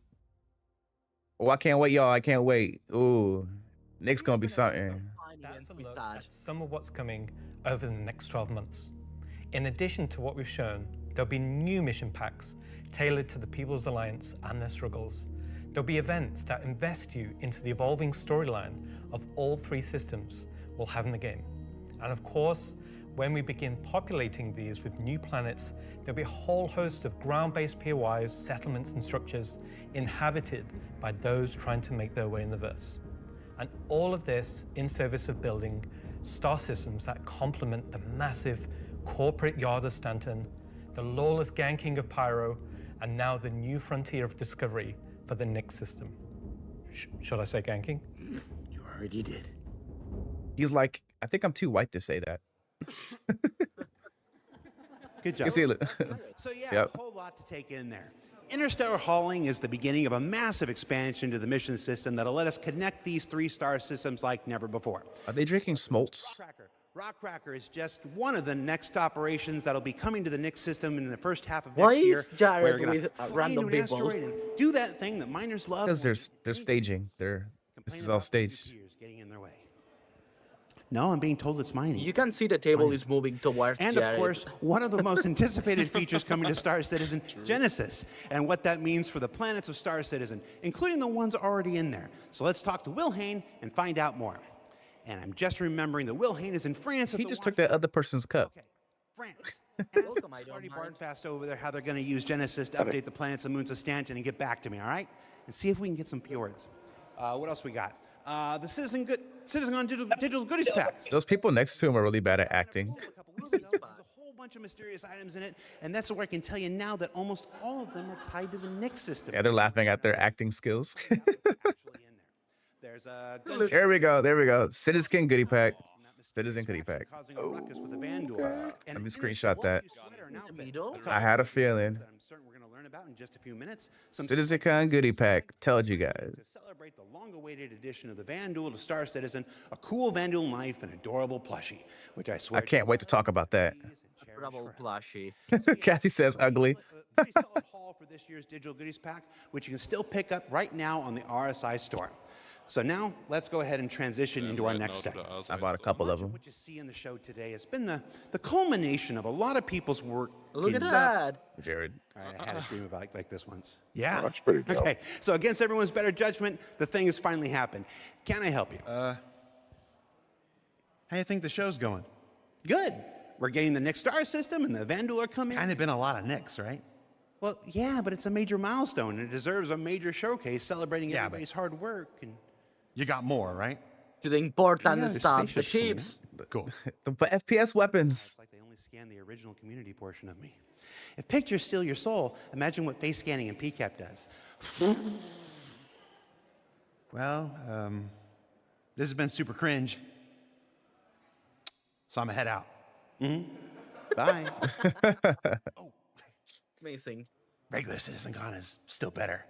You should have done that. Of course. Thank you. Thank you. Part of me that isn't Part of me a that soulless isn't marketing a puppet. soulless marketing puppet. Someone's echoing in the background. No. Careful out there, guys. Look at that. Look at the doll. He got a puppet. Let's just go to some spaceships, shall we? Jared Muppet, it's the best thing ever. Hey, who's echoing in the background? Hi, my name's John Crew. I'm the vehicle director here at CIG. It's and I don't welcome to mind. Talking Ship, where we're going to talk about 3 new ships coming to the Pacific. Three new ships. I'm gonna turn you down. I don't mind your echoing. Okay. This is going to be amazing. New ships. Okay. All right, Paladin, Perseus, Stinger. What else we gonna see?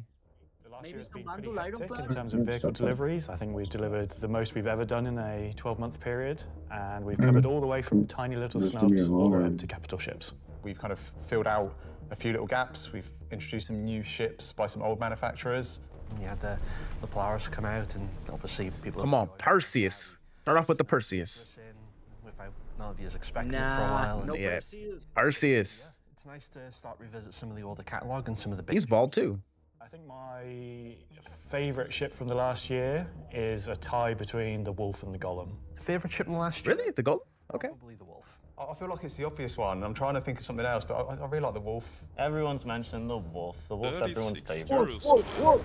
The Wolf. Wolf pack. A return of Kruger, a complete. Nah, the Wolf is legit. It's a fun ship. Yeah, it was I kind of need everything we set it bigger out Wolf. to be, and it revived an old manufacturer we've not seen. Let's see if my prediction is true with the unannounced ship. I think it's just an incredibly well-formed ship in such a small package. It really just shows off that Drake aesthetic, giving you the absolute bare minimum needed to perform a role. I honestly do really like the Zeus. I think it came out really well. It's kind of hard Oh to... yeah, the Zeus MR. I forgot about the Zeus MR. Really cool ships. Next year, we've got some super exciting ships coming up. We're ticking off a few big ones, which is Okay, good. shut the fuck We're up gonna see again maybe some ships from some manufacturers that don't have that many in their lineup. There's a few Kruger. challenging ones starting. Solidate. So they're good. A breadth of ships, should we say? Okay. The 3 new ships we're going to introduce today all tie in some way to the primary factions fighting over the Nyx system. We'll start with the People's Alliance Stinger. and Anvil Aerospace. Yep, Paladin. Paladin. Hey, yo, get excited, y'all. Paladin. Military-based brand. There you It's go. been a brand that's in Star Citizen for a long time. Probably my favorite brand. Contracts in law, Oh my up against ages fucking. until Oh, you're way too loud, dog. Gotta tone it down. you will be familiar with a lot of their ships' designs, such as the Hornet and Lightning. Oh. Earlier this year, we introduced the Anvil Asgard, based on the Valkyrie chassis, which is an extremely popular offering. And this year, we're bringing the concept ship we introduced last year, the Anvil Paladin, to life. Look at that! The Paladin Yeah. is a gunship from It's big, bulky, and ugly. I love it. ground operations. Gunship is a ship that's designed to stay in a Are sustained you describing the firefight ship exactly, while or are you dealing a lot of describing damage, something also about it? taking damage. We don't have a lot of gunships Look how in the game. big them guns are. Dedicated gunships. They are quite a tricky archetype to control in game without being too powerful. Can I fly it today? Designed with a lot of firepower and high armor and health, but very low maneuverability. I'm gonna have so much content to cover. It's just built That Flight, goes so the new flight suit. lots of armor, lots of guns, big guns. It's Who wants got a to very fly similar with me? squat kind of form to the Valkyrie. It kind of reminds me of, I guess, like a Look at Pitbull, that thing. obviously a Right. very menacing I can't wait to one. smack other ships with that. And the bridge has a forward-weighted shield in if its you look at stance. it. It feels like it's coming towards you, even when it's just sat still. And I I think have that's some something black that livery helps too. with it feeling Oh my intimidating. Look at the back. The back If is we amazing. swing round, following the ship round clockwise, what you'll then see is the first of the side turrets. Oh, I can't wait, chat. Notice the canopy, you'll see that there's a fairly Oh my thick God, space we are gonna between use that where the so glass much. is in the hull exterior. That's because it has deployable armor, which can come out I and told give you a you. little bit more cover while you're actually attacking the target head on. It's got these really nice kind of dual connected wings with the turrets out on the sides, just to try and give as much kind of range for those turrets as we can get. Which is controlled by one of the 2 remote stations underneath the bridge. Okay, okay. Come round to the rear, you'll see a rail.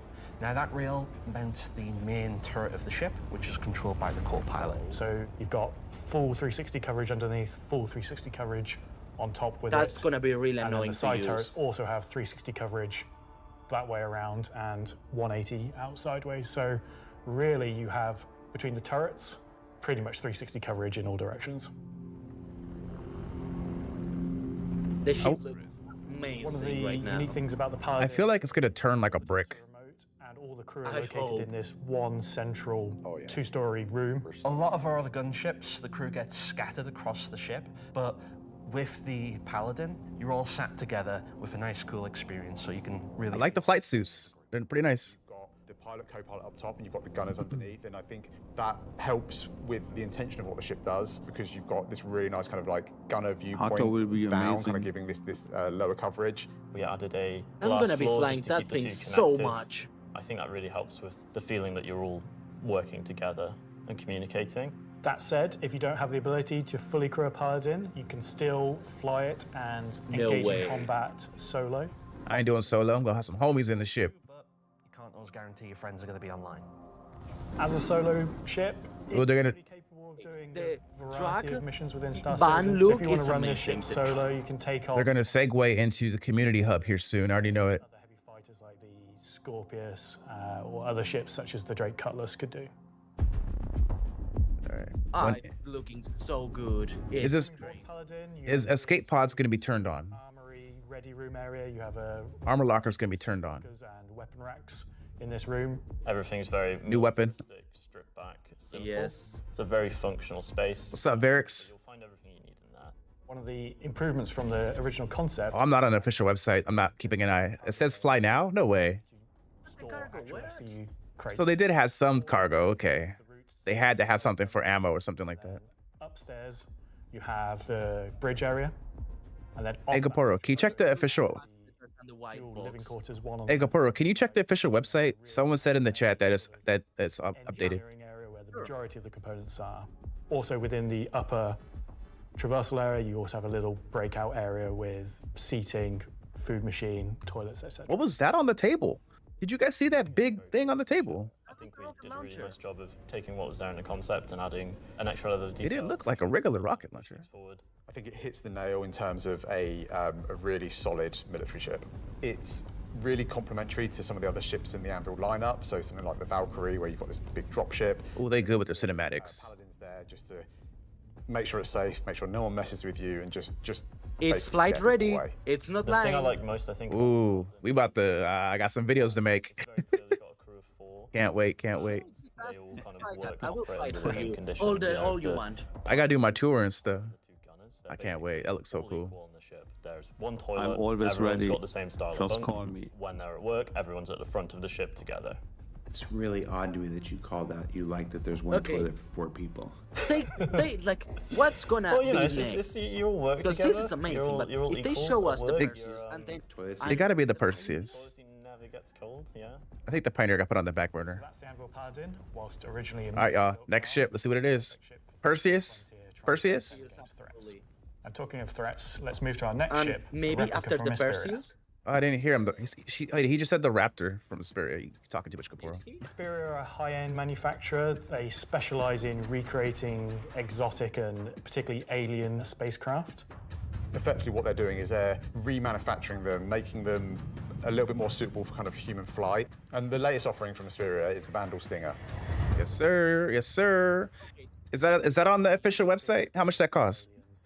Let me check. I'm Evil gonna check right now. war race that sort of take over, steal technology, absorb it, fuse it all together into their own needs. They are the relatively nasty aliens that you sometimes hear about and haven't seen much of yet. Flight They also ready, make really cool 315 spaceships. USD. Deal. Sold. Buying it today. Buy one for me. Sort of ace pilots or high-ranking members within. Flight ready too? Ooh. I'm gonna be busy. The Stinger is God, look at Wow. like the FA or I guess the Scorpius. Oh, this got me excited. Oh Quite shit, a I large cannot. frame, so it's That's a amazing. very, Look at the very interior. tanky Oh my god. spacecraft. The firepower is It looks like the ship from Independence Day. both the number Oh, it and the does. size of them. So it's there for players who don't want agility. They don't want to be in and out quickly. They want to be Okay, there. the brawling Perseus, it's with a stealing big guns and concept. taking all the hits.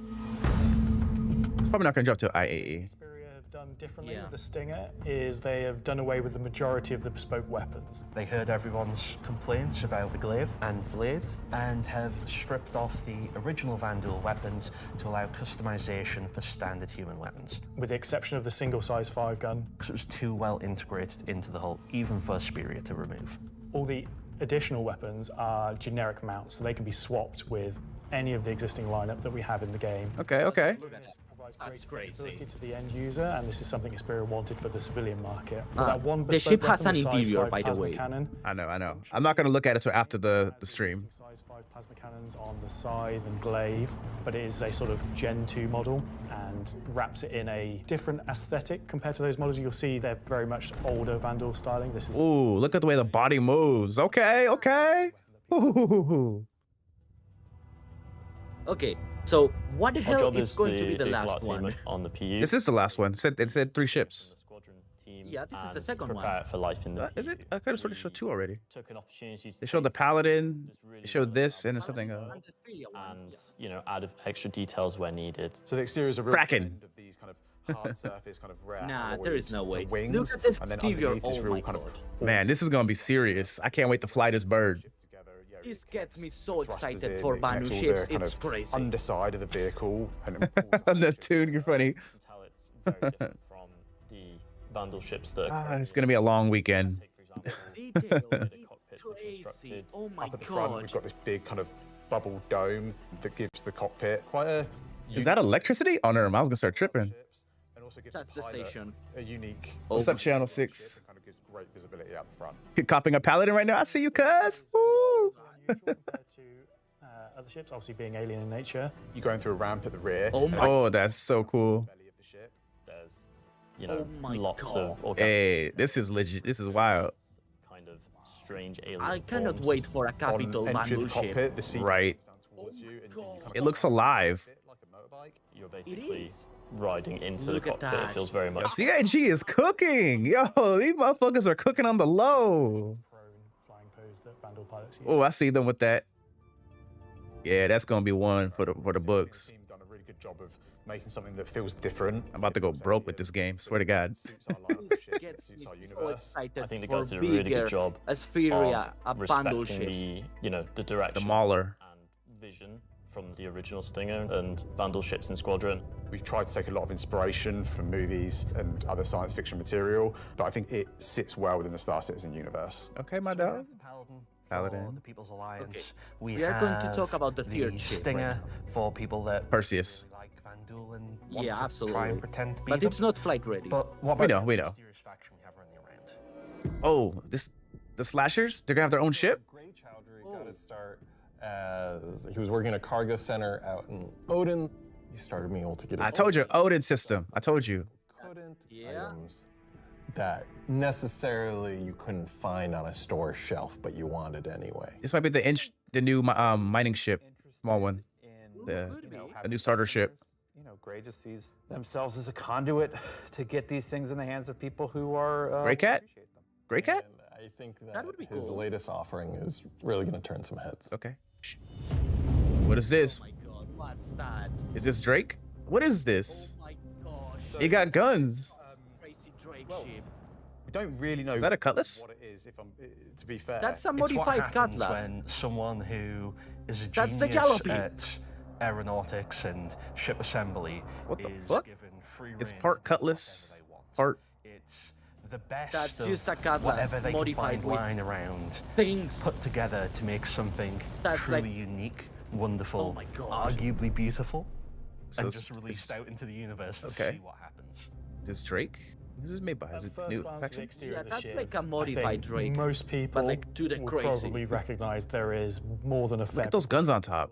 Is that 4 size 3s? there, but it's had quite a few changes to it. As you look a little bit closer, you'll start to pick out elements Aren't of those other paladin ships. You've got, engines? you know, I bet mix- Sturbinski is opening his wallet right now. Even the bits that are Oh, yeah. obviously a cutlass have had panels welded on.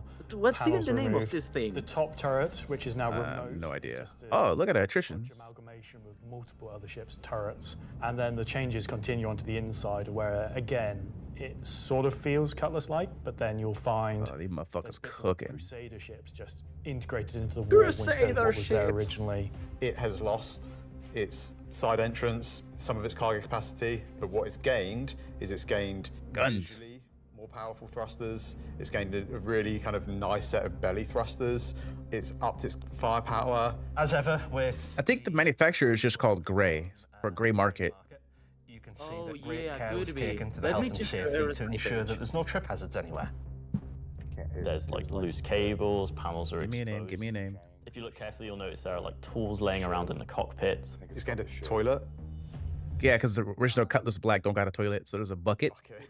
Yeah, it's A one for Grace doing something, you need a yeah, second one to wash your it's the hands. Grace It's not Market. an animal. Chief, It's that's very the much name. taken that ethos of Drake 150. and moved it down a level. I may pass on this one. Quite an achievement. Just look at this thing. How do you even begin to describe the madness that created this? It's the Shiv. And it's flight ready. See, CIG be cooking. So they're gonna talk about. New and different Yeah, thing for me. perspectives. But Where did it newer come ships from? with this look I'm could not be gonna answer that. amazing. Just Nope. nothing. Just No comment. I might upgrade a ship to it, maybe. Goes to places and talks to If you people. do, I will you gladly know, fly there's it just for many you. ways to find these things that, you know, I mean, are they legitimate? You know, It's not a Perseus show. No. Nope. Are they operating on the right side of the law? Maybe not, but you know, money's money. And I'm about to spend some today because of y'all. ethos to live by. It probably comes down to, don't ask where I got it. Don't ask how we got it. Don't worry about it. Just ask if you want it. I think the Shiv is I like for those someone guys. that is looking for something a bit different, a bit away from the norm, that just wants something that's unique. It's definitely for people who like a rustic aesthetic. It's a fun ship. Shoot, Wicked donated $100 today, so might have to use that towards the ship. The fan. I'm happy with the 3 ship offerings. The guy that donated before, it was $10. Normally release all It said 100 VKB. Honestly, Is that only? statement, and they're all cool. As always, super excited Oops, to release wrong these button. ships into the game and just see how players react and play with them. It's always fun to see the quirks and the shenanigans that people get up to with them. All right, what time is it? What That's time talking is ship it? for another year. This dude. Okay, what about the Perseus? So now they got to talk about some of the concepts that's nearing completion now. That's what's going to be next. So Concepts I'm that's informed almost that we have to do a bit of a timeshare agreement this year, so we have to throw it over to Alexi for Talking Weapons, which is an extremely original name. All right, FPS weapons. We about to get the new AK. We about to get the new other shotgun. Come on now, FPS crossbow. Let's get the crossbow, you guys. Or is it ship weapons?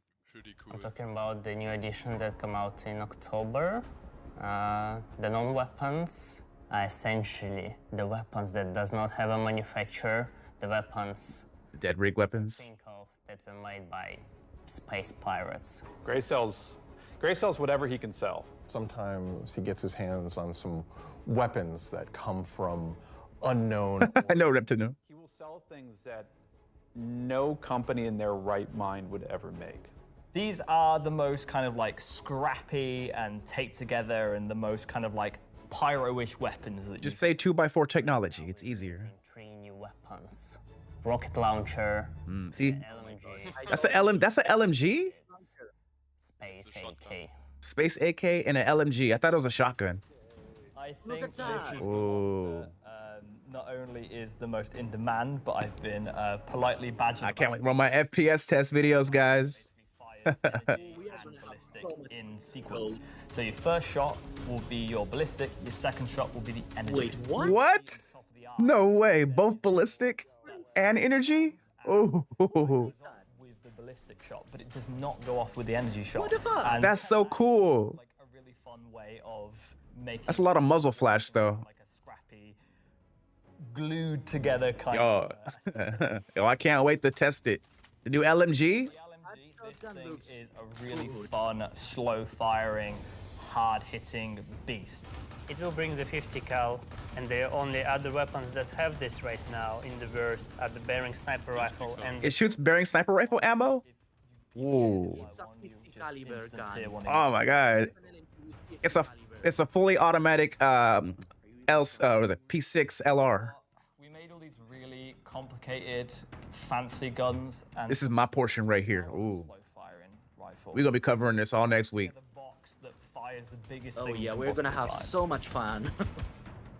We don't have a rocket launcher of this caliber. It will be 3 grenades straight to What you. is that thing? It looks so weird. It's a rocket launcher. Are those grenades? I think there's regular grenades. Those are grenades. Oh my gosh. I'm so excited, y'all. It's also going to have a lot of spread. So essentially, It's you're going to spread. have to get very close with your Whoa. to blow up ships with a single payload in it. You can't actually aim with the apparatus because you've got the tube on your shoulder and you try to aim it, you'd have to physically put the tube in your head.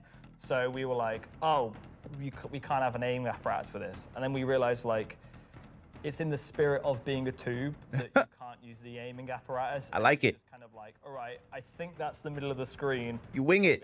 I love it. It's in the spirit of being a tube. You fucking dry firing. Okay, here come the binoculars. We saw this in Wickelow's store. Don't talk about binoculars. Binoculars are really cool. We don't have anything like this in the verse, and I think it will be really convenient to use something that's dedicated to look for the things, especially far away, instead of using your sniper scope, for example. If we could set pings. I'm not aware of this one. Probably not, because At least he's honest. something that you need to be aware of. It's really funny because obviously, due to Glintgate, as I beautifully internally call it, basically there was a lot of community feedback basically saying like, oh, I really like spotting people. I really like playing a spotter. And essentially I was like, oh, this community wants to be able to spot people from distances. And what can we make gadget-wise that doesn't require new features? And it was like, binoculars. And I prototyped a thing which essentially was just a scope in a hand, and it worked. So we've got some really cool binoculars. That's actually kind of cool. I kind of like that. Oh, night vision looks really good too. Okay. How much damage do the binoculars do? 100% damage. I can't wait. I'm actually gonna get a pair of those. Yeah, I'm excited. I'm excited with all this FPS weapons and stuff. Thanks, Alexi and Zach. That's the end of this segment for this year. So that's talking ship and weapons, unless anyone else is going to come and tell me something else. It's been an exciting year, and I think the next year of ships is going to be even more exciting and expansive than this year. I can't wait. That because he knows things. Of course, they still got to talk about stuff that's yet to be announced, which is going to be the whole second half of the whole video now. Well. We got a half an hour left to see what's going on. That is an eclectic Oh bunch my of God. combat ships for the verse, and they're all available right now up Look at all on them the employees. SpaceIndustries.com store. Also, any minute now, there's going to be I might get a PT Paladin drop with that my old includes account. all three, so you can fly them now ahead of their release next week when Alpha 432 goes live. Alpha 4.322 is going live next weekend. Wonder if they'll have any additional uses coming up later in the show. So they're in the PTU, so we can use them in the PTU for now. What else can I shill? Oh, there's merch. We've got these cool new Levski desk mat things. More merch that's not going to come out for a long time. There's some Levski metal posters on the store, and of course, love them or hate them, but you can't avoid them. There's this cool new Wickelow's Emporium t-shirt. Pass. Yeah. Pass on that. Hell no. Published earlier today with a bunch of links to offerings from our third-party partners, from eye trackers to gaming chairs to voice packs to spaceship models from new partners like Planet Ring and Pigeon Spaceport and more. You can find all of that on the RSI website as well. And what else can I shill? Oh, for those of you who are at watch parties, where is it? Challenge coins. Oh, they got challenge coins? I'm jealous. Lovely Levski themed challenge coins if you're attending one of the 9 official watch parties around the world. There's also a digital one of these in the goodies pack, so you check those out. Don't leave today without getting your Levski challenge coin. All right, what else can I shill? Now, I'm Perseus. tired of shilling. Perseus. Let's find out some more about where we are. Simon, can we move? Can we do? Oh, yeah. Look at that. Okay, here we go. Pardon me. Excuse me. Hi. How you doing? Hey, that was my best angle. Hey, I got to be careful. Last year, I took 3 steps and tore a muscle. All right, so this is the 9th floor of CIG Manchester's Manchester office. That's It looks like an Orison bar. This is the room where we have lunch every day, Incredible and if you things. get here early enough, croissants, if the weapons team hasn't stolen all of them. Over here, we got some cool mannequins representing different aspects of the game. You got the ever-present, Hurston security armor over here. That's really cool. You got your Dusters armor right here. You got this guy from a game that we're not talking about today. Marine armor, yeah, it's all pretty cool. And then when you come over here, got a nice little recreation area. There's some sim pits over there for people who need to test that kind of stuff. We got this cool Krigeri. Wow, that's huge. I wonder how much they paid for that. Go down the nose here. Watch this. Hello. Pretty cool. I'm gonna go over here. And remember, that's your money. Can you see me? Hi, Mom. All right. Okay, they dropping money. What are you doing, Richard Towler? All right. That's silly. I thought John went to Washington, D.C. Let's see, what else we got? We got cool Voyager bar here. This is where we get all kinds of breakfast goodies, coffee, stuff like that. Hey, who remembers the big coffee controversy of 2016, where everybody took to Reddit and pondered the question, do devs deserve coffee? I do. You want to see what next year's big controversy is? Check this out. I'm gonna come over here. Do devs deserve coffee? Welcome to the Stargarita machine. Wow. They're stupid. They so stupid for that. Do devs deserve frozen deliciousness? I don't know. Go to Reddit and let us know. All right, let's see. Let's go over here. Competition. Oh, competition winners. We have the list of competition winners. Can we put that on the screen? Yeah, sorry, competition winners. Remember the competition for the CitizenCon winners? The people made the videos and Come on, Fat Bird. gave them a Kruger L21 Wolf. We actually have the names. They're behind me. Look.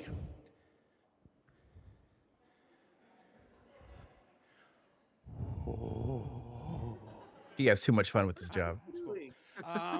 Also, everybody's got food. Do I have food here? Oh, somebody's supposed to save me pizza. All right, so we got. Oh, you guys saved me a lot of pizza. Let's see. There's like 3 different kinds of pizza here. What if we just combine them? This dude, he's having way too much fun. That's gonna be a new food in the game. Oh my goodness. Pizza pie. 3-slice triple down pie. I see Fat Bird's name on there. I see you, Fat Bird. Oh, Fat Beer, you can see it. And that is a terrible segue into our next segment. Gemma, Gemma, are you there? Yes, Darius. Can we fire up the FPS crafting segment while I try to chew this? FPS crafting. Okay, you guys. Here comes the crafting. Okay. All right, this is Not a Perseus, but it's something. This is gonna be the last portion of the video, most likely. We're in the last half an hour now. Yeah, most likely, yeah. Star Citizen, at its heart, will always be an enormous sandbox experience where you can set out to tackle the universe in whatever ways you want. But that doesn't mean we can't shape parts of the universe here and there to better suit our needs. That goes for both you and us. Let's start this part of the show with a look at how crafting is going to change everything from resource gathering, refining, and even combat when it comes online in the next few months. First version of crafting is going to be quite small in scale. We're going to use it as a kind of a concentrated effort to allow the players to experience the initial UI, the flow of gathering materials that have different quality, and using those to craft items which are better than what they have currently in the game. The first version is going to be primarily FPS items that you can craft, weapons and armor. I can't wait to make a Calva helmet. For Star Citizen, crafting is our primary progression mechanic. Star Citizen isn't your standard MMO. We don't have levels. We have ships. We have gear. We have things that you create in the world, you perfect, you research, you improve. And those items, those ships, those vehicles, the armor and weapons, that's how you progress in Star Citizen. I can't wait for crafting. It's gonna be so cool. It isn't just a progression mechanic for creating new items. It's also a fundamental change to how we handle resources in the game. The materials that you collect, how you refine them, quality matters. Crafting the weapons, you'll be able to have his hairline is crooked to influence the item stats on those weapons. It'll be somewhat random. I'm so sorry. That's fucked up. Some will have a higher chance of higher quality. And once you take those materials to your crafting bench, the fabricator, you can use them. I want the Calva helmet so badly. The different attributes. The taser? The taser. Is that a? We get a firing range finally? Iron ore anymore. It's iron That's ore on the Idris. quality. I don't have an Idris. I don't know. Stats for the item that you desire, and okay. It's not just mining. Look It's at that. New interface. Okay, you guys. I like that. To support this, we also need major changes to inventory. Yep. So all of these new resources that you're collecting, you can see No what you way. have, you can order No it better, you fucking can way. understand what you The new have. inventory. What I'm talking about. We won't have the new refining crafting system yet. We'll be using the existing ones. Those will pass the existing one? into the refined materials, which you can then take to your crafting machine and start making your personal items. Okay, I see them. Once you have your blueprint and your quality materials It's that you've something new. refined, then you can put them together on the item fabricator. Ooh, they got to really work on that interface. Pretty much what we showed in last year's CitizenCon with the. I know it's just the beginning, but still. Assign your quality They'll iron out the resources to wrinkles. different aspects of the item. Once you're happy with what you see on the preview, you'll be able to click to craft, and it'll get queued up, and your result will be produced. Okay. I like the green. I like the green. Dumpers You'll be Depot. able to get the new crafting machine from shops in most landing zones. You'll be able to bring it up on your freight elevator and use it in your personal hangar. I see it. I see it. And stick it on a ship Now if we you want have to use it from there. Idris crafting bay. Amazing. So they're gonna talk about the Pioneer.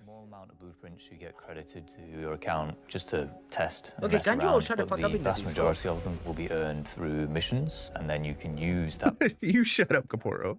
That it is that you've got the blueprint for, so it should be a good reason to go and test all the different various missions in the game. The advantage of crafting your own items is that they'll be better than anything that you could buy from shops. You'll be able to increase and improve item stats that are relevant to your gameplay. Maybe a gun will... Wow.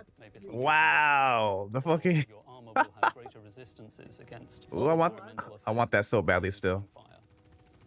You might be wondering, what about the upgrade and research? That will be coming... Probably the new LMG. We're happy with this initial scope for crafting. It's going to be so valuable for us as devs to kind of get the metrics in, get the feedback in, because then we can make the changes that, you know, they only become obvious, so to speak, when you have kind of mass amounts of data and mass amounts of users using it. So I'm very excited to get it out in the wild. It's our intention to get crafting out on tech preview by the end of the year and get the testing we need so we can release it when it's ready. Yes, sir. Look at that. New color for the P8. New armor. New ASD armor. Crafting your own experiences. New ASD armor confirmed. You see that? But what about us? Where do we get to hone in and craft a bespoke experience here and there, specifically tailored to individual or small group play? Well, that's where base building. Come on now. And I'm going to let Benji tell you a little bit more. Come on, some base building right here. We're bringing instancing to Star Citizen in 2026. Why are we doing it, and how will it work? Right. So if you've played any content in 2025 in Star Citizen, you know that most of these areas were in actual PvP zones where other players could interfere. Instancing is a means to create an environment where designers can create tailored content that's tuned to a specific group size, but it is also protected from outside interference. So dynamic zones. Say that we don't love PvP. I'm a PvP guy. PvP me, bro. Catch these hands. Catch these hands. But like most MMOs, a good balance between a dangerous overworld and a protected instances is needed. Right now, we don't have this ability, and this is something we really need in order to give you a sense of progression that is tailored and balanced to a tunable amount of groups, so the difficulty matches the group size. There's a beginning and an end. It doesn't mean that that doesn't fit in our overworld strategy, meaning getting to the instance is dangerous, exiting the instance is dangerous. Man, he was already hurting. But at least when you're playing the content, we can actually make something that's curated for one experience. So before anybody says this is only a PvE thing, this technology can also be applied to unlock curated PvP experiences that are as seamless as the PvE ones. So it's not about one thing or the other, it's really about unlocking developers' ability to create curated content. So that said, how will it work? Instancing is really an evolution over static to dynamic meshing. We want your instances to be as seamless as your instance hangers, meaning that when you take an elevator, you exit the elevator, you're inside the instance. A gateway opens, you cross that gateway, you're now into your instances. Is that new Hermes? A quantum jump into an instance that you don't even see. The transition is just like a dynamic mesh transition. And so throughout the universe, we will be able to add these areas that are open or closed instances that allow you to join in either with a party and have a reserved instance for your party, or join in open instances that has a number of slots. And so some of those areas will be completely instanced on different servers. This allows us to leverage the compute power of the entire mesh. The closed ones will be really to drive one piece of content. You enter and exit seamlessly, just like we do with your instance hangers currently. Let's go and find out what one of our first instances will be. Are they finally bringing back Siege of Orison? Hell yeah. Which created a gameplay We are gonna scenario have where the so player much had fun to with it. Facts. I miss it so much. contested islands of Orison. Absolutely. We This are was a gonna have teams high-paced, of 20 high-intensity people going event, down there. But it struggled a little bit from its technical execution. But now with the introduction of instancing, it gives us an opportunity to evolve it and modify it and make it better for you and a small group to work through that activity. It's been so long. An event that I had the honor of pretty much solely designing and building all of the logic and having the stress of trying to get it working. Agent Dooley from the CDF puts the call out for volunteers because basically the Nine Tails have taken over sort of a cluster of floating platforms in Orison. And you are there to kill these sort of lieutenants of this terrorist organization and take back control. So yeah, I can't wait. Siege of Orison is designed for about a 15 to 20 people fire team. So you, your friends, or your org will go in. You'll all have sort of dedicated roles. Some of you might be the tank who brings in the heavy weapons and sort of pulls the fire. Some of you might sit at the back and be the sniper and pick people off who are a bit further to make the advance and then easier. there will be me. Some of you will be the medic. Looking at you and our Sole job is going to That'll be you on the ground, Caporo. the rest of your team and the health of them. And some of you will be the people who push for the objectives to try and get sort of most of the mission done. The event was designed for about 15 to 30 people, but when we released it, we fixed the problem with 2 DGSs on one server that was fighting for resources. And with that, we also upped the player count to 100. So when it first debuted, it was already too full for what it was designed for.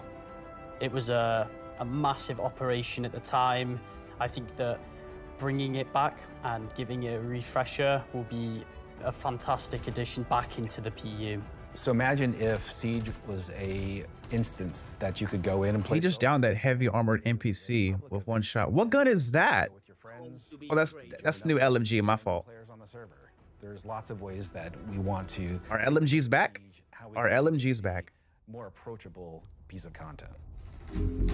Okay, this is actually going to be I'm excited to say the amazingly least good. to bring back Siege of Orison, 2-star citizen, and to sort of have it be one of the first tests that we have for instancing and really get it back to sort of a core experience. Yeah, I can't wait. What armor is he wearing? The guy in the blue. The next season is quite heavily focused on Nyx. I'm also very happy that we're not really ignoring our other 2 systems of Standard and Pyro, and we're going back there and we're sort of improving and expanding on the player's life in those 2 systems. Expand on Grim Hex. Grim Hex is overrated.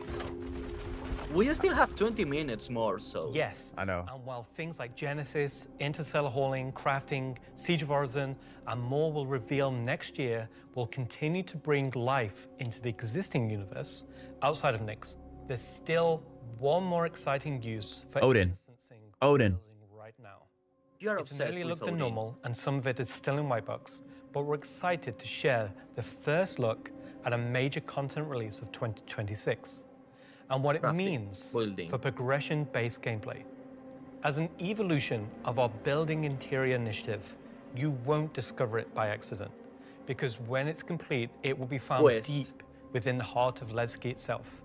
This is the Municipal Works. The what? The Municipal Works? Miners for all? So inside the facility, you'll find huge vaporization chambers, old processing plants, industrial tunnels.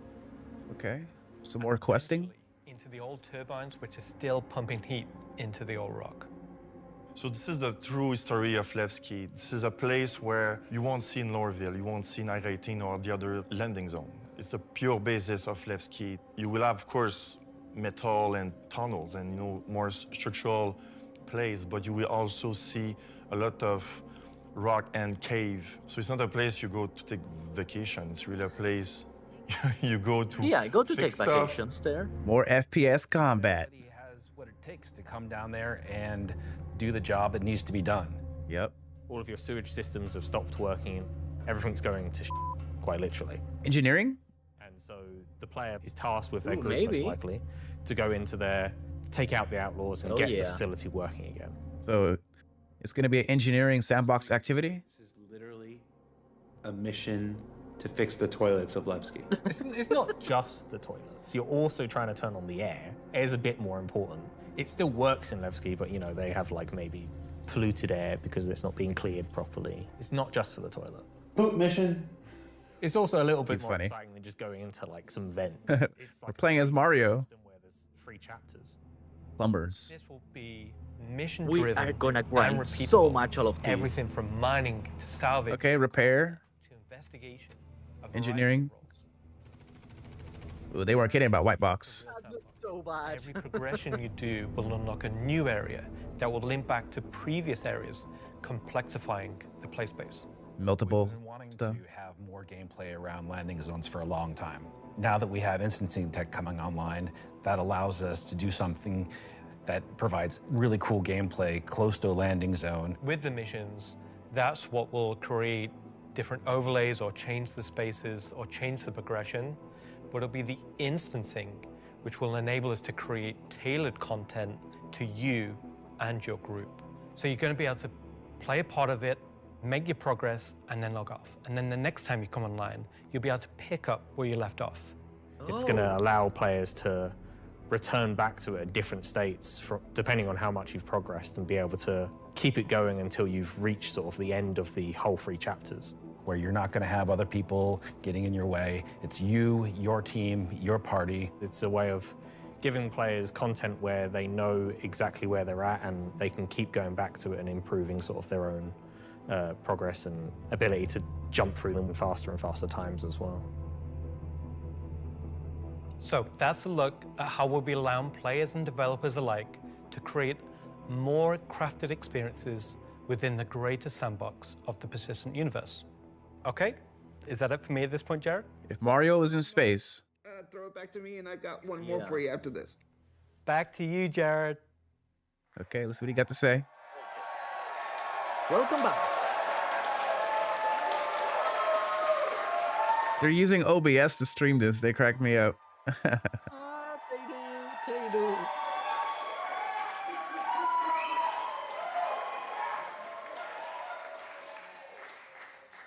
Everybody's really excited about the year ahead. So that's a brief look at some of the ways in which we're allowing you and our developers to craft a more curated Star Citizen experience. Now, at this point in the show, we are in the home stretch. We've got only one more segment to go. But before we do that, I wonder what will it be? we wanted to check out, we said Perseus. earlier in the show that we would look at what you were saying during the show.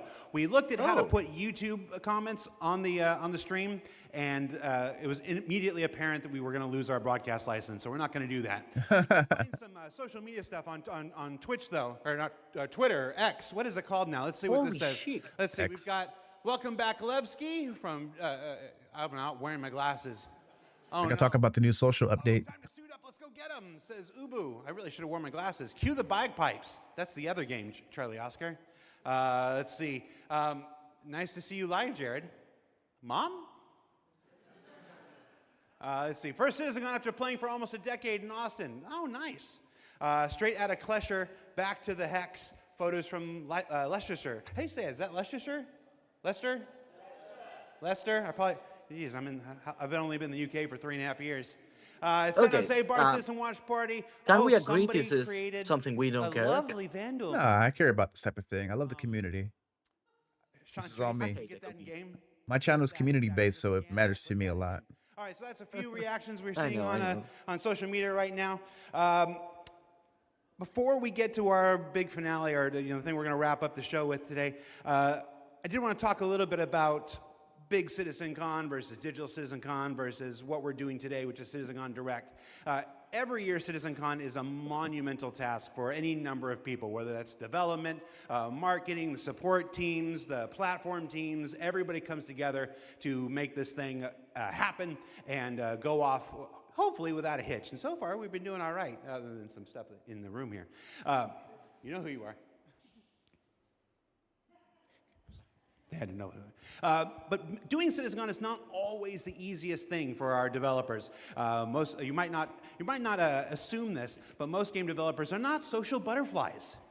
They tend to like to sit quietly in the dark at their computers, like little goblins, and just make digital virtual worlds like this. And then I come in all happy and like, hey, you want to be on video? And they're like, no. And I'm like, it's in your contract. And they're like, oh, yeah. So we thought we usually do it behind the scenes afterwards, but we thought we'd do a little bit of it here. The folks in the editorial department put together a brief montage of some of the more candid moments from the filming of CitizenCon over the last couple of weeks. So we're going to spend 2 minutes and take a look at that. Let's see what they put together. How many CitizenCons have you performed in now? Performed? Just the one. Nope, my first one. One last year. 2. A few. 8 or 9? Maybe 9 or 10? Never. Man, I don't know, man. Did you like doing it? Yes, I was completely terrified. It was good. Bit stressful.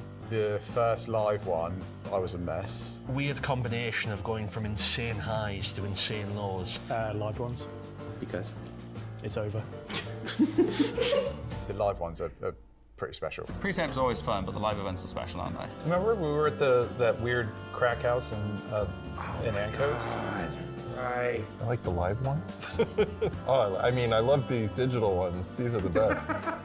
Every time I've done it, it has been a digital one, and I'd like to do one on stage. Is it because you have a restraining order against you, or? Didn't know if I was going to be sick, if I was going to lose my stomach. How hard is it to keep your eyes open on stage? That's another problem with the lights.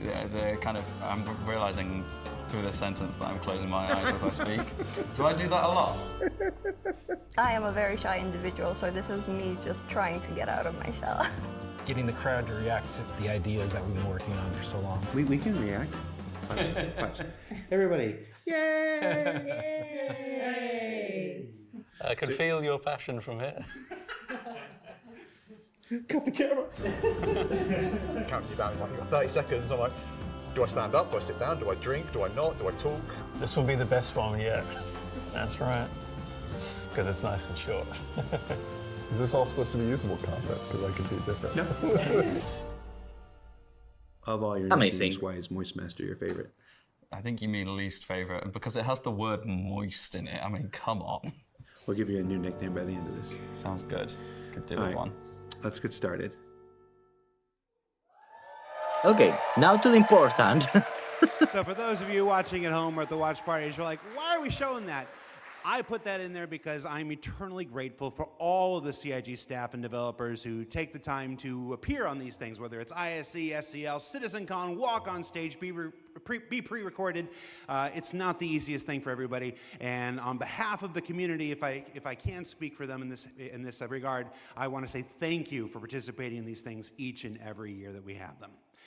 Now, let's wrap things up here. So, let's see, how do I want to do this? At this point, we've only got one major story left to tell. But before we do that, we wanted to do one more check-in on something we started last year.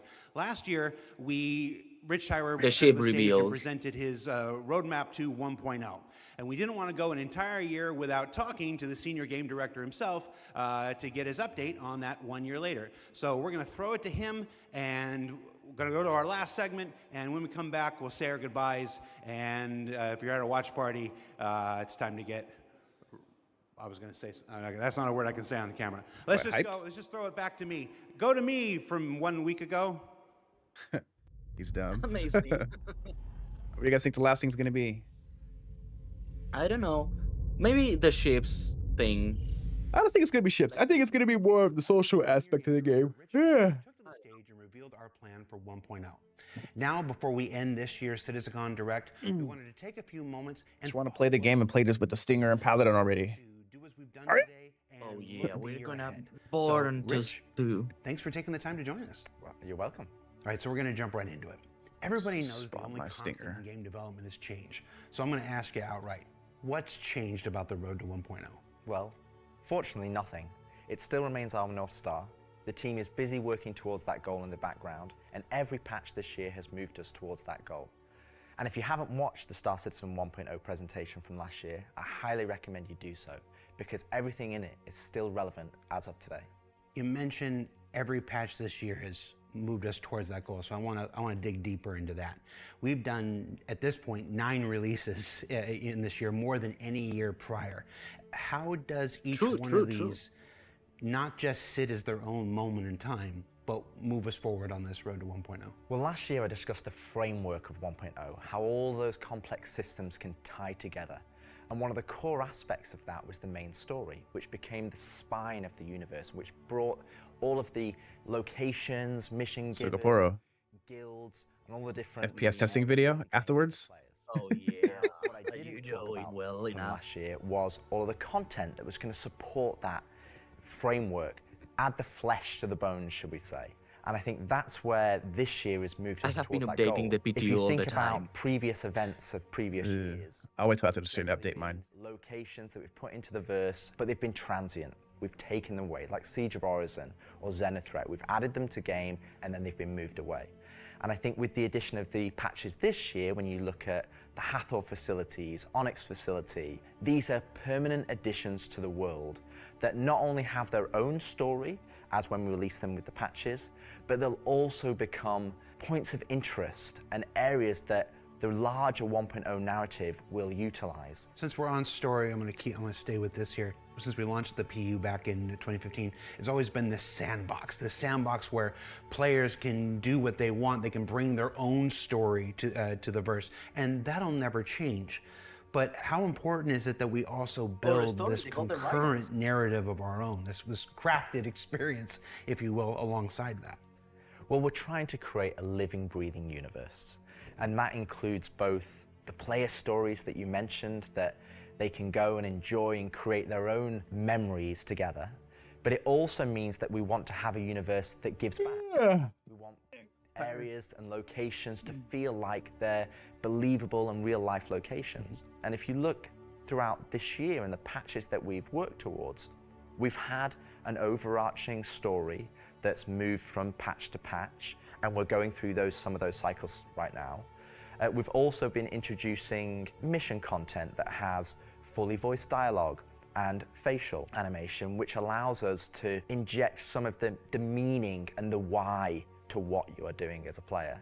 And I think story is integral to Star Citizen as a connective tissue that ties all of these different complex systems together, because it takes players on that journey throughout the game. To see this big turn this year to start injecting story into the verse, I think people are really responding to it. So everybody knows, and you mentioned just now, that this year we changed a whole lot about how we operate and how we release things.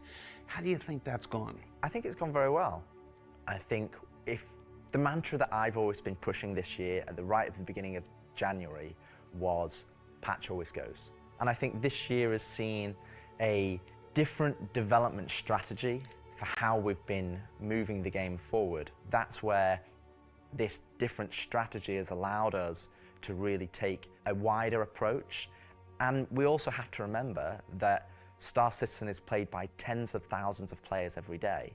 And while we have lofty future goals, we still have to make decisions right now that make the game fun for the people that are playing it all the time, playing it as their daily game. If you look at previous years, we've had to hold a patch back, we've had to make concessions, mainly due to around a feature may not have been ready or right to go into there. There were 3 months, 4 months, sometimes 5 months between patches. Exactly, and I don't think that's good for anybody. I don't think it's good for the players.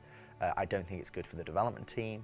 I think it's better to have regular cadence of drops. One good example is this year for A Line of Mine. People probably don't know, but A Line of Mine, when you turned on the laser, it was actually supposed to reveal the sandworm Valakar.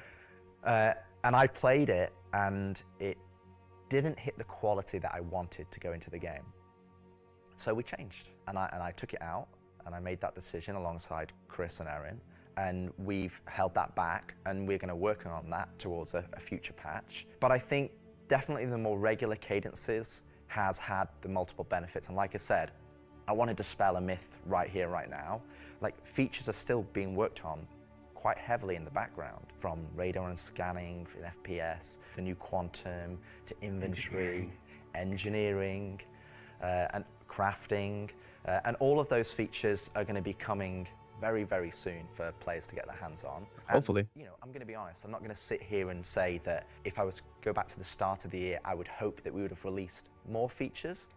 But I also think every decision we've made this year has been through the lens of making the live experience as stable and as good as possible. Absolutely. All right, so that's a bit about the year before. And the year before has been, I've said this before, I've said it internally, I've said it out there, I'm going to say it right now again on camera. I think this has been the best year of Star Citizen ever. And I'm willing to facts. Look right into the camera and say that. The player numbers are up, engagement numbers are up, the length of the play sessions are up, bug numbers are down, 30K the money is up. It's been a solid year. But CitizenCon isn't CitizenCon without talking about the future. So I want to move us to the future. Here we come. We've talked about story. We've talked about this more diegetic, immersive. Social gameplay. Social gameplay. But where do we go from here? Obviously that continues. But what more are we going to do to make this universe seem alive and real and breathing? Social. The biggest thing is to start having that conversation be two-way. So if you think about this year, like you mentioned, we've been having fully voiced NPCs, but a lot of those missions and those NPCs, they're talking to you, they're talking at you. Right. You don't get to AI talking talk back to them. NPCs? Now obviously you get to interact with them through your actions, you get to go and do their mission and you get to move that along and then they talk to you again. But it's a one-way conversation. We're missing that conversation wheel. Exactly. The next part would be physical mission givers. That's something that we're going to be working towards very soon, with Battaglia being the first one coming back in the verse. And just to be clear, we will be bringing all the mission givers eventually back, and we want them to be an integral part of the verse and the story that players go and enjoy. We want the locations to be brought to life, and as we mentioned, bring back T-shirts Pachico. Interactive scenes that you can go and be part of, and obviously AKA the Twitch. end goal is towards, you know, to have cinematic stories in the game, and that is what we're going to be pushing towards. Everything we do, every decision we make is through the lens of moving us closer to 1.0. It might sometimes be difficult to see why those decisions have been made at the time they've been made, but rest assured that Star Citizen 1.0 is still our North Star. That's what we're still aiming towards, and that's what we're going to be moving forward with every patch next year as well. And remembering when mission givers were first introduced, they sometimes became a bottleneck. Is there a role in instancing, which we learned about earlier today? Is there a role for instancing in that, in helping with mission givers? Yes, partially. It will be one mechanism that will allow us to have players go to their own individual area of the verse, have that conversation, and then go and continue on into the open world environment. So I think that's where, when we look at instancing provides us one tool that allows us to remove that bottleneck and provide a more seamless experience. Happy you said that, because that's one of our last topics I want to get to. Is Amazing. How we reconcile instancing with the persistent universe. Like, for the last 10 years now, we've been building this giant, seamless, persistent universe where everybody can come in and play together. And I do not Vanguard. Sorry. I can always make one though. First instinct reaction to the idea of instancing and say that's antithetical to everything that Star Citizens. But you mentioned last year these three pillars of building Star Citizen in the PU, and I want to, you said nothing changed, but I want to ask you about this specifically. What are those three pillars again, and how does instancing fit within this is getting the tiring greater design already. of Star Citizen? And I'm yawning a lot too. This is definitely the lowest point of the episode so far. That's just like the missions you love today. It's You not can go bad, and but play, it's there's like other the same players thing as there, ever. and you can go and enjoy that together. Then we have instancing, which I'll talk about more, but similar to municipal works that we've talked about previously. And then the third pillar was dynamic content, which Right, worst in the grass. generated by the activities of the players. Oh, half an hour spent on grass and rocks. To become myopic around one specific thing when we're talking about it a lot, when it's the next stage of our development. And I think you could reverse it. If we'd have made a game that was all instance, and then I'd come on camera and said, hey guys, we're going to start doing it open world, it would be like, oh, is the game changing? Are we doing open world now? Is open world the new you know, North Star that's going to take us this way? And it's not. It's just one more tool that's going to allow us to offer different and dynamic experiences for players I appreciate the insight Now, into when I it, talk about instancing, but it's like, okay, we got instancing it. You don't isn't need to always mess that what much you'd about imagine it. as a solo instance experience where it's only just you. We're going to have several different versions of instances. Some are going to be closed instances, which will be like the new player experience. We'll be able for you to go in by yourself, for us to teach you the ropes in a safe environment so that you can understand how to play the complex game that we've made.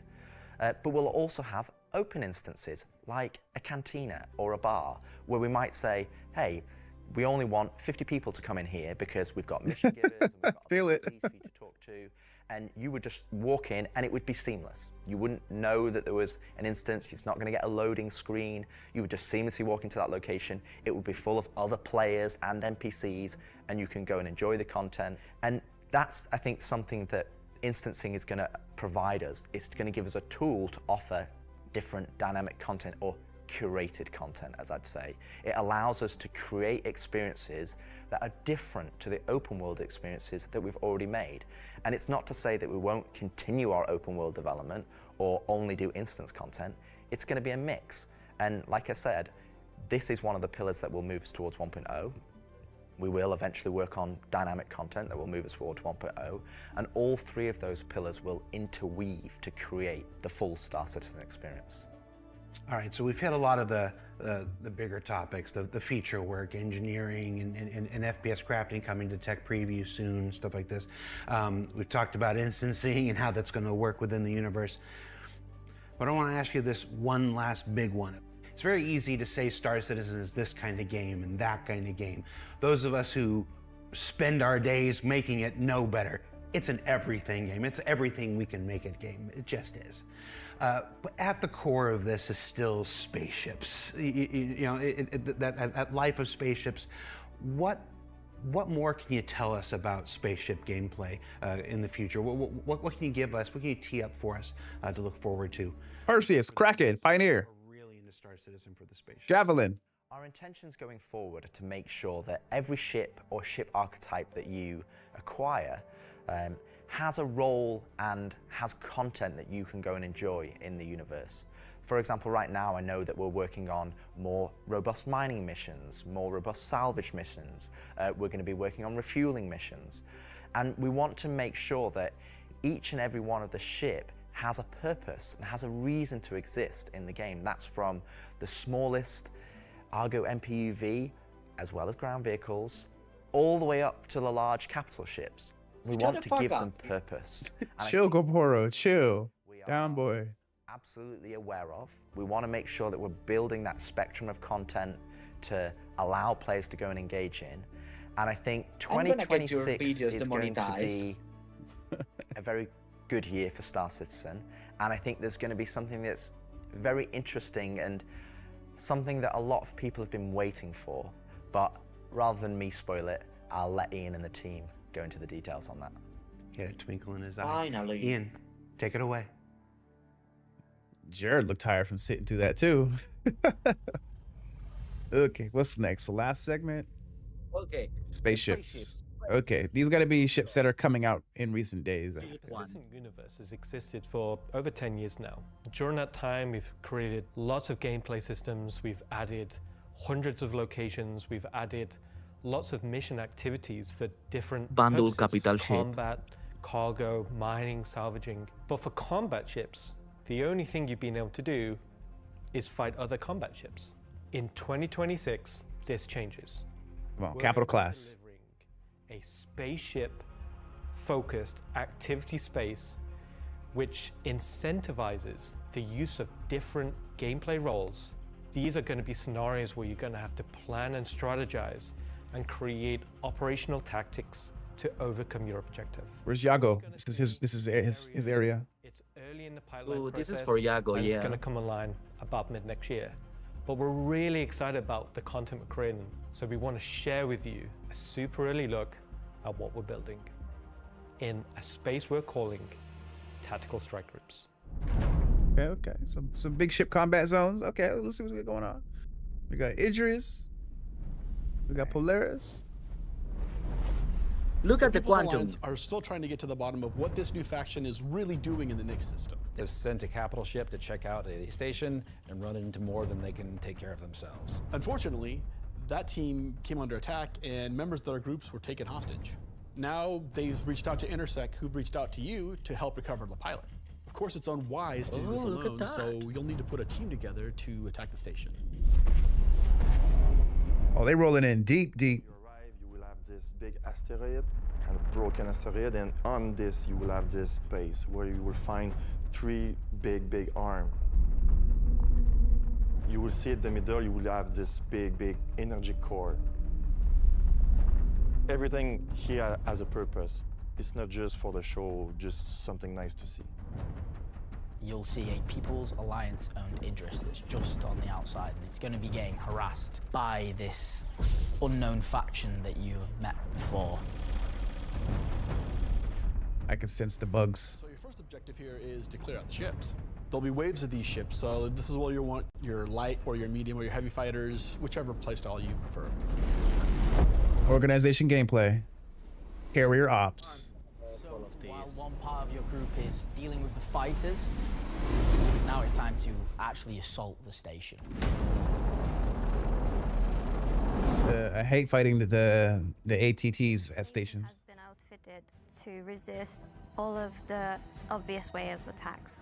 Somehow they've incorporated Vandal capital ship killing turrets. What the fuck? These turrets Vandal capital ship killing turrets. they have the firepower to destroy even the biggest capital ships. Okay. I'm telling you, the Mauler. Polaris and your Idris, if you get it close, it will get shredded. The idea of these is so we can sort of make it so we can mix up that ship combat and not everyone can just bring the biggest ship and win just because they have the biggest ship. That's good. I like that. I like that. As an orc leader, I love that. Right. Your best pilots to navigate the F7As. and take down anything that may damage your bigger ships. So at this point you're thinking, destroy the turrets. But it's not that easy. This turret Of course not. has shields that you've never seen before. It won't take any kind of damage. Your missiles won't do anything. Your lasers won't do anything. Your Okay. ballistics won't do anything to them. How But do you- like everything, they do have a weakness We have to go inside. to cut the power to their shields. FPS. Yep. Yeah. To do FPS. That actually brings you to your first objective. the Getting power inside. relays. Right? Or we have to shoot the power relays. So the exterior. Ah, we got to shoot them. Okay. We are gonna need so much people. You have Right. to find them. You have to target them. I can't wait. You have to destroy This is them. going to make good content. It may This not feels be like a Star as Wars. easy as it seems. Here's our first wrinkle. The power relays have their own shields that are resistant to energy-based attacks. We know how much you like using laser repeaters, but so do these guys. Defense. Close enough because of the turrets. So ships with explosive or ballistic ordnance will be needed here. Okay, okay. Torpedo ships like your Retaliator They're forcing ballistics. or even another fighter with ballistics loaded up. This is That's gonna be a take you hell while. to organize. Right. Torpedoes, but they don't aim very well. If you got to use size 8 torpedoes to open up or for a battery, is And this is where ridiculous. things get really cool. Now it's time for you to fly your ship inside the station. Okay, we getting some serious Star Wars type shit. In your ship. Yeah, this fly is so into Star the Wars superstructure like. of this station. How cool is that? It's cool. Like this is a proud dad moment. Thank you, Jared. We're just gonna call it what it is. It's a trench run. Yeah. I can see people crashing and destroying themselves. The Star Wars music too. I'm gonna do so So hard as you enter on the structure, those. you'll see cooling units along the sides that you'll need to take out. Yeah, I'm gonna crash. There's 3 arms to the station that It's gonna have be these awesome. trenches. You'll fly I into gonna one, love and then there'll that be a core in the interior center, thing. and then Oh my god, it's seriously the first episode. You're either gonna do it multiple times, or you need to bring friends. at this point the core is still protected, so these are essentially strafing runs. There are objects to avoid. You're going to have to be able to dodge. You're going to have to move quickly. You need an agile ship. So no F8Cs. So that you're targeting. It's Oh, emitting lots God. of distortion. Perfect wolf. Oh, distortion damage. So once the cooling units are out, that exposes the core to overheat, which means that you can attack it from the inside and also from exhaust ports on the outside of the station. Oh, here come the eclipse. It just takes a whole lot of damage. Okay. No way.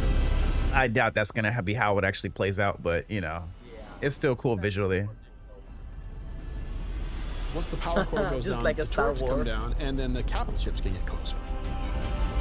Okay, but why Why do is we that need important? capital Because ships? during all of this, you spend a lot of ammo and munitions and ballistics, and Oh. you're going to want to top up. This is where we're gonna get our new feature in. Ship hangar There we refueling go. and rearming. No way. Now it would be cool if the ships can rearm themselves.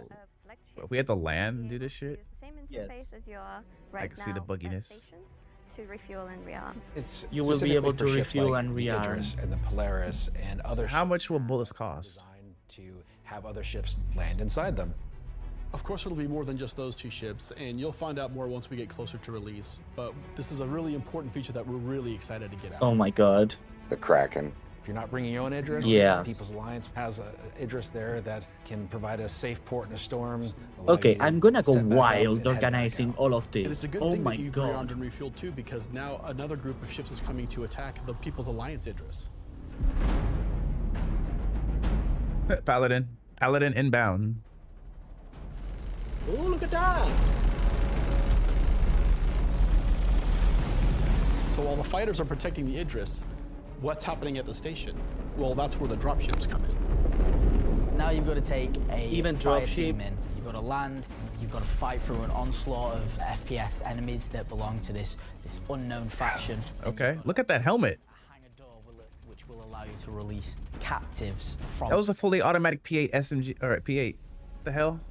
Oh, look at that. So cool. Yo, whoever's flying that Paladin's got flair.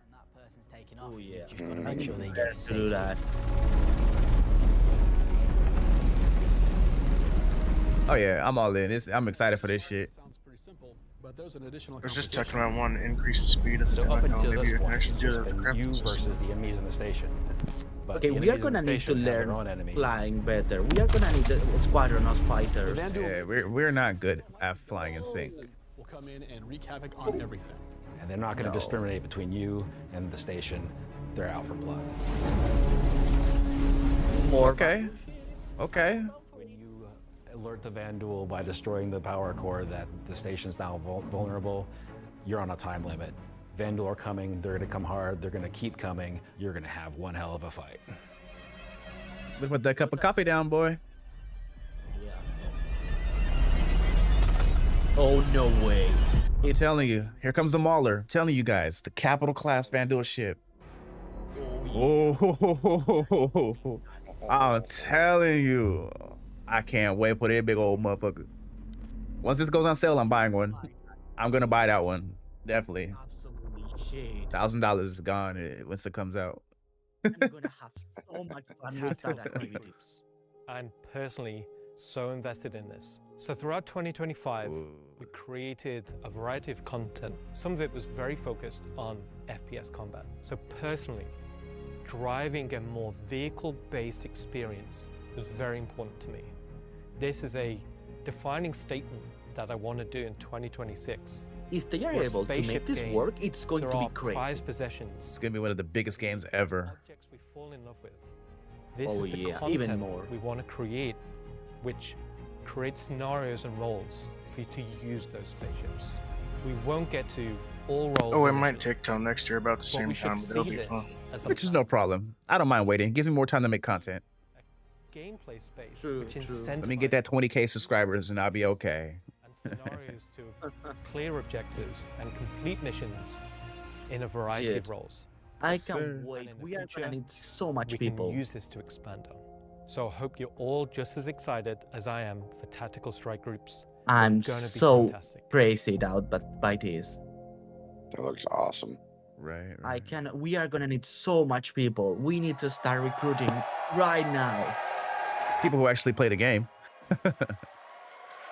Well, I got 3 others friends I'm trying to talk into getting in the Discord with us. Okay.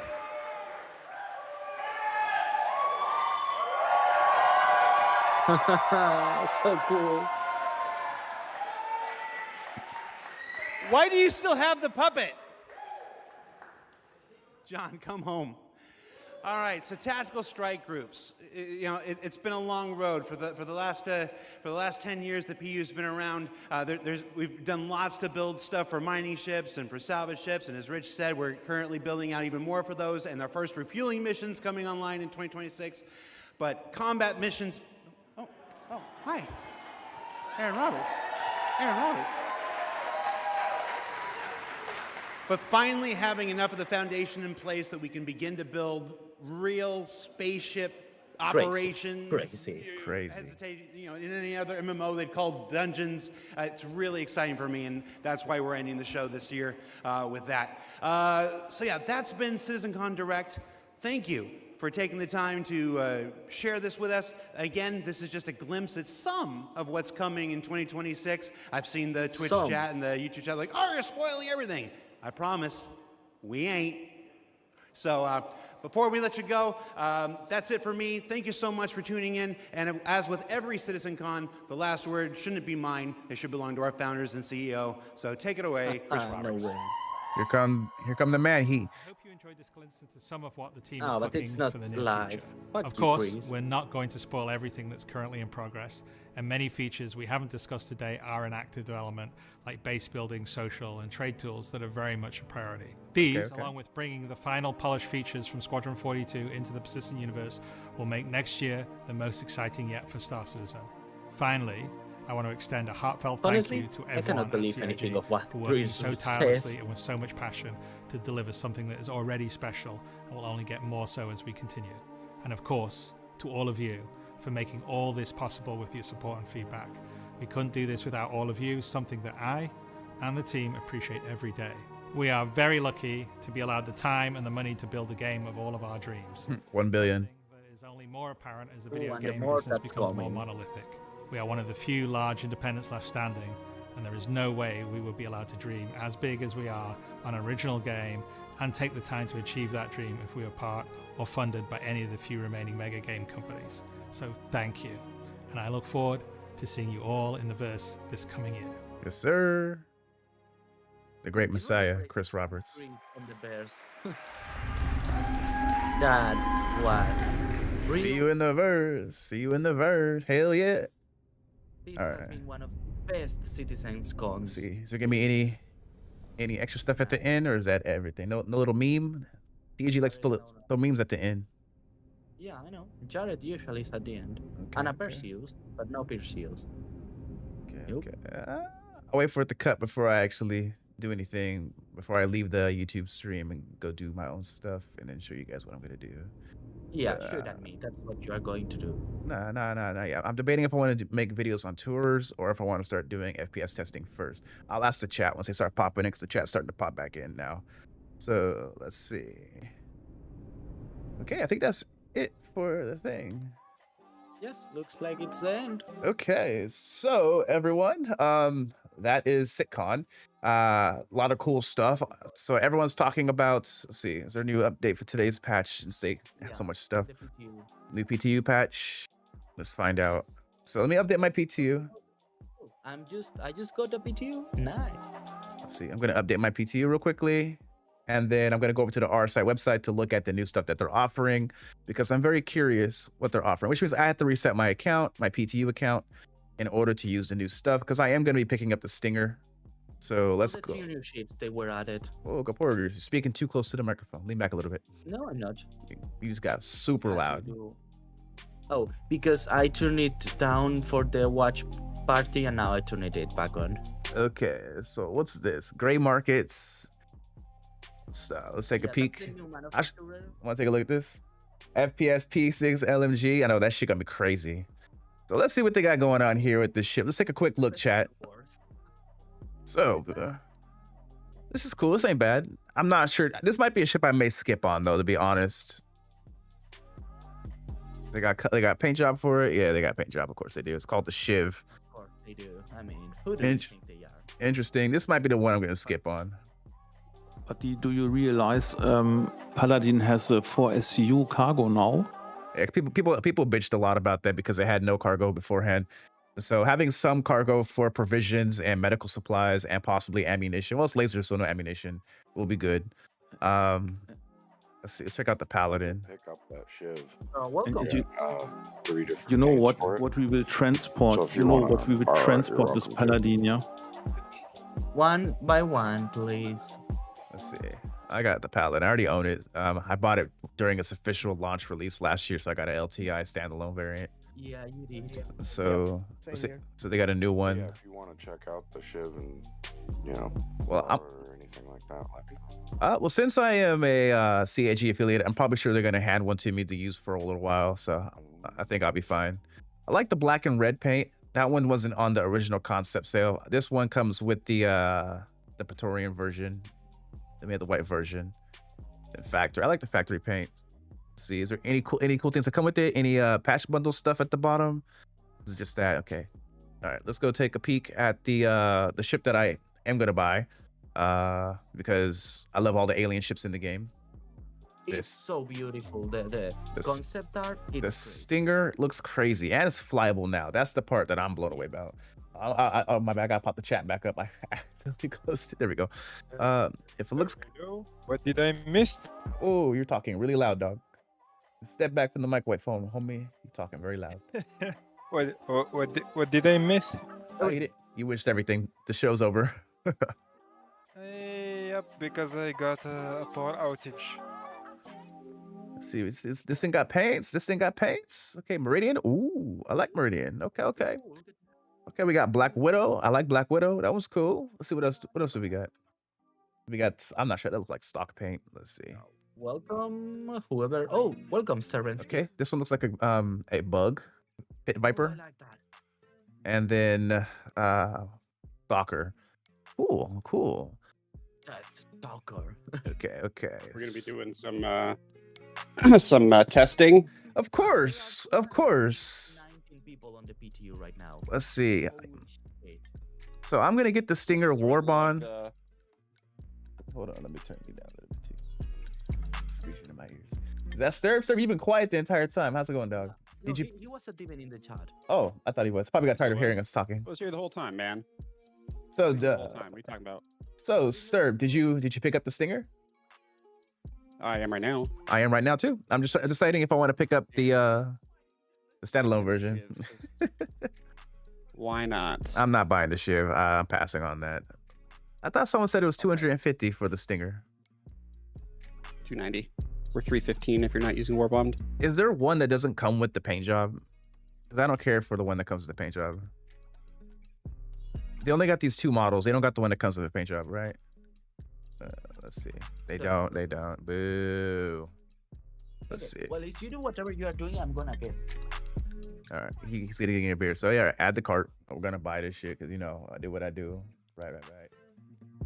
Oops, wrong button. Install the new launcher. Doo-doo-doo. Oh, I hit install later. My fault.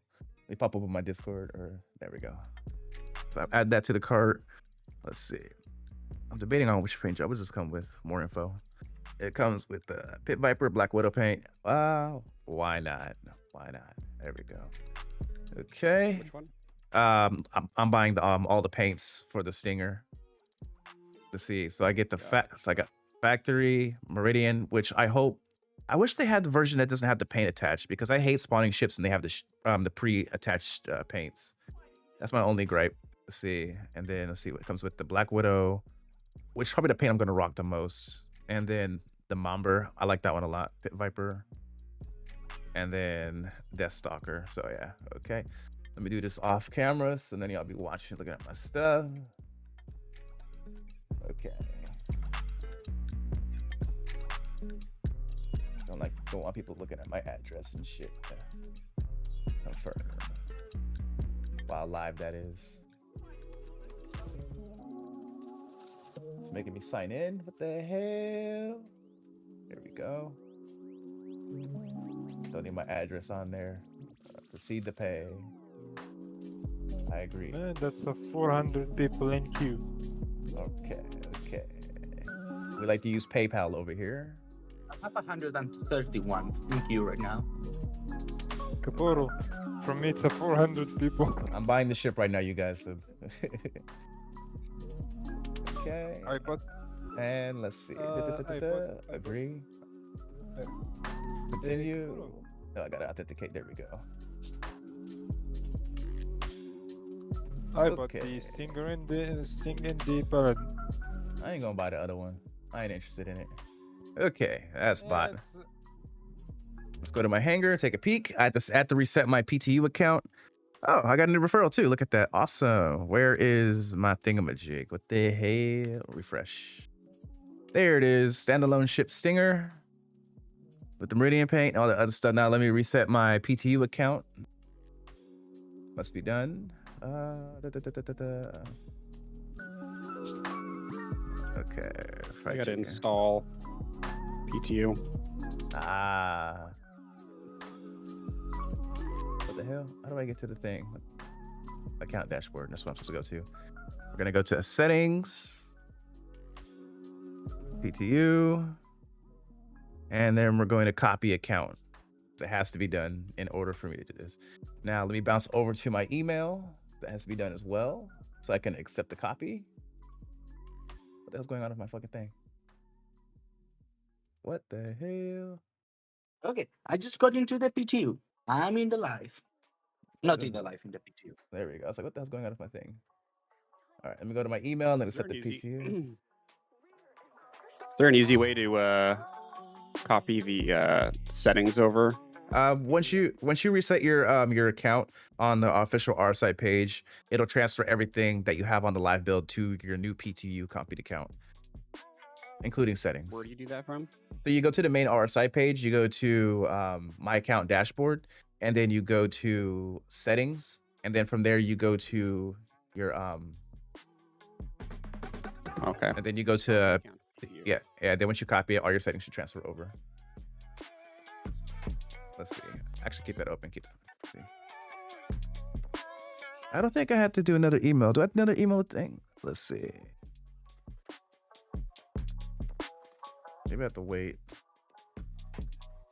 Okay, cool. Got myself a stinger. Can't wait to get it. Let's see. I'm gonna hop into the game. Let's see. People are starting to roll back into the video. So everyone who's rolling in back into the stream right now, what do you guys think about CitizenCon? I absolutely enjoyed it. I was very excited to see a lot of things that really excited me. But yeah, we're gonna hop in quickly and we're gonna just do a quick little rundown of the brand new ships that's introduced into the verse, which is gonna be the Paladin and also the Stinger as well, since you know Big Bird had everything. Big Bird got everything. So let's see if my account copied already. It may not have copied that fast. Let me just double check, triple check.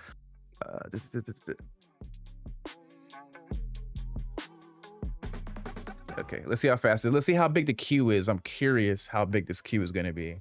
What's up, Tyler? What's going on? Yeah, I'm not a huge fan of the Shiv either. It doesn't look like it would interest me that much. It does look like it has a lot of firepower, but I'm just not sure. Oh, Don't worry, I bought it. We can test it. You bought what? I have store credit. Why not? I'll just melt it if I don't like it. What thing did you buy? You got the Shiv. The Shiv. Oh. You're doing Lorville? I am not doing Lorville ever again. Absolute trash. Freaking Lorville is so trash on the CPU. It hurt my computer so badly just spawning there yesterday. I was like, oh my god, never again. They finally announced the new system. Finally, next month we're gonna see. What's up, Patch 1? What's going on? 2 size 4s. It has a quad. It has 2 size 4s on the wings, and then it also has a quad of I think 4 size 3 guns on it on the top as well. It has quite a bit of firepower. Let's see.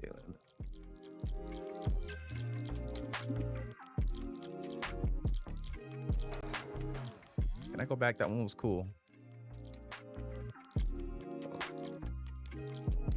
Sure. I'll be a white man today. Let's see. Skip tutorial. I almost clipped a tutorial one time before. Orison for me, that's my home spawn. Whenever I'm not spawning in Pyro, Orison is my other home spawn. What's up, Julius? What's going on, Holmes? Right. I can't believe they showed the capital ship from the Vandul. If that ship ever goes on sale, I'm picking. Okay, we got a big long wait list of 160 people. We should possibly get in soon. You can maybe try to get just in 8 server. FC. I'm just 8 people to join. Well, that's you, not me. I just hopped in. Oh. I'm at 100. I'm at 161. You've probably been in queue for a while. Yeah, I'm at like 124. Yeah, everyone gets a different queue. FC, I've been in the game already for a while. If you go to the Arena Commander, you can join me directly.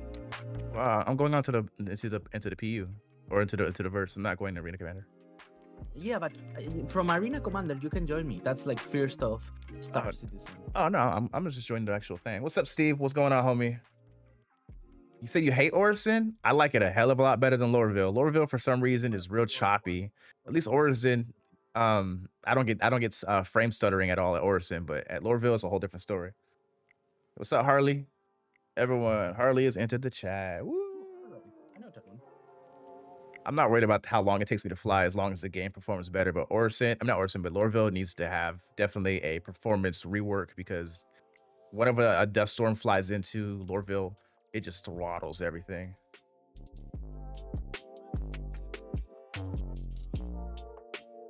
I stopped going to Microtech because I got real tired of the ASOP terminal area. Like near those couple elevators, the game would freeze up real badly. Okay, everyone's popping back in from the stream, back into the stream. What's everyone doing today? Is everyone testing out the new stuff? Is new FPS weapons from CitizenCon in the game? Or are we waiting?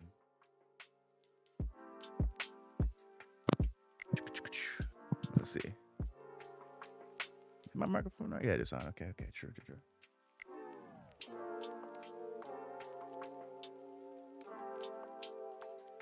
No, Nick's ain't in. I'm probably sure it's not going to be in until probably after IAE. Possibly. They said 4.0 or 4.3, right? Or 4.4 for Nick's. So whatever the next patch is going to be, we might get a 4.3.3, 4.3.4. But they said during the beginning of CitizenCon that Nick's isn't going to drop till 4.4. So we have to wait for that patch to drop for Nick's. I'm going to be right back real quickly.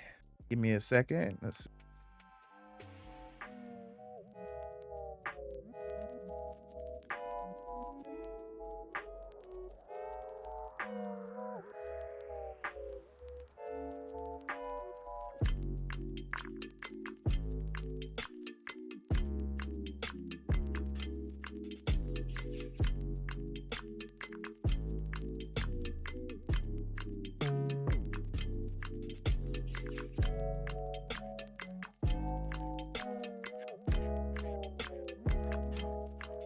Okay, everybody, if you want to join us in the PTU, just send me the friend request and I will be making party for everybody. Yeah.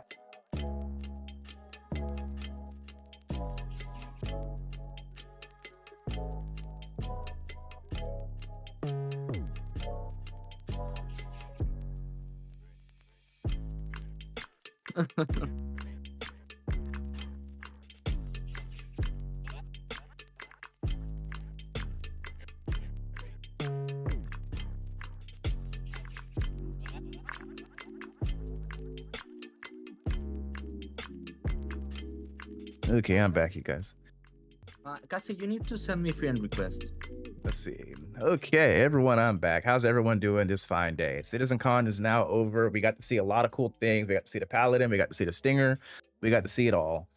We also got a chance to see the Mauler at the very end, which was really exciting for me. Let's talk about some of the highlights and some of the worst parts of the CitizenCon. Everyone agrees that talking about rocks and grass was boring. A whole half an hour talking about rocks and grass. I know that it is very key and important to talk about the progression of the start engine, but they could have held that for a different part of the whole entire video. I mean, starting it off making me yawn was not so cool. I don't know. That was the biggest fallback for me for the whole entire event. Everything else was solid. Everything else was fine, but that part right there, we were all yawning. Talking about the world, how they're gonna redo the worlds? No, during the very beginning of the show and the first like 20 minutes of it, they were talking about grass and rocks. I'm not gonna lie, I like that. Yeah. Same here. Yeah, I was like, I mean, finally, I can drive my vehicles around without hitting stuff. Yes. I mean, did you see how many rocks were available? There's so many rocks. They showed metals and stuff, but those aren't going to be everywhere. Minerals. We do see the small. You see the small rocks though. Still kind of disappointed about the lack of animals. Basically, those environments would feel a lot, more immersive if there was like birds at least, even something. Things you couldn't interact with. I was annoyed that they didn't say anything about Squadron. But, I mean, Well, we already knew that. What's up, JT? I was expecting to see. I mean, I'm happy that they talked about a lot of the FPS gameplay that's coming into the game. We got, Contestant Zones 2.0, which I can't wait for. The whole entire new meteor thing we have to mine. Obviously, there's going to be another sandbox activity. That's going to be cool. The miners of Star Citizen are going to love that event. Then we got obviously Levski's entire underbelly where we have to, fix it with also more FPS content. As you guys know, I'm an FPS dude in the game. That's what I focus on mainly for my content. And the best part is like Levski is supposed to be coming in like a month, so that's crazy. Yeah, so they already But they it's coming in a month. CAG already has the technology to make us be able to go to system now, and they worked on it and they polished it to a point where it's seamless now. So it wasn't hard for them to create a whole nother system for us to go and fly in. Okay, I'm in. And like I said, I got a crime stat. Let's see. I want to check. Kaporo already sent me an invite. That was fast. As soon as I popped in, I was 2 seconds, Kaporo. Let me get rid of this barcode. 1 second. Oh shit. Okay, let's see. See, good question. Okay, there are more About, than one about the server. parkour. Let's see if that new armor's in already. Should be at the very end of the whole thing. Huh? Did my stuff not copy? Do I have to leave and come back? Don't tell me that. It did not say that the war bond was in the PTU. But I recopied my account. Remember, send me the friend request if you want to join the party. I may have to exit and come back in. Let's see. Oh, and there is more than one server on this PTU, though. Let's see. Let me look at my email to double check that I don't have to do the whole entire email verification thing. If I didn't get an email update. Okay, just went to the main menu. Anybody wants to send? Let's see. Okay, so I got an email about CitizenCon, but that's about it. So I think I'm probably got to back out and reopen. Let me see if my Esprit of Talent or Stinger is here. If it's not, then I'll know. It's literally the same. Okay, I got a Alt F4 out. Oh, great. Let's see. I shouldn't have Alt F. I should have just left normally. Let's see. You should. Yeah. Is the Stinger in the live build or is it only in the PTU? I think it's only on the PTU. Let's see, let me check the official website. It might say something. There was no date for the live, so. All the new ships say in the live on the PTU. Okay, that's what that's what I wanted to hear. Okay. Makes sense. Yeah. All right. I'm gonna have to go back in. 4.3.2 patch whenever they push that out. Let's see. I have to go back in and then exit. I Alt F4 when I should have closed the game properly, so that was my fault. Okay. Quick question: who is going to join us apart from, of course, Fried Chicken and Idlemind and Alex?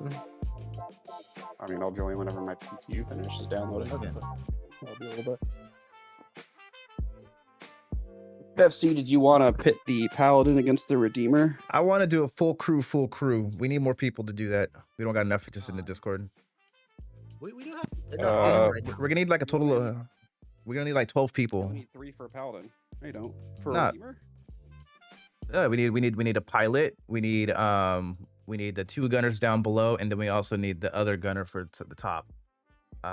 So that's 4 for the Paladin, and then how many people it takes to fully man a Redeemer? You need 3 for the Paladin. No, 2 gunners on the bottom, pilot, because pilot also has his own guns, and then the top rear turret is manned by their own person. So that's 4 people total. We have 9 people here, so I think we have enough if everyone's joining. I mean, Yeah, but that's everybody needs to join. yeah, is everyone joining? That's the real question. If not, we can always make an event like next weekend or like. What's up, Rubbery? If not, we can do a Paladin versus Oh, never Paladin. mind. Oh, I'm still recording. I'm turn that shit off. Cassie, there you go.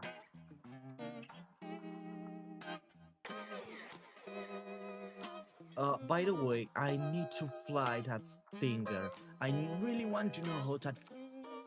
You best wake up, or let's see.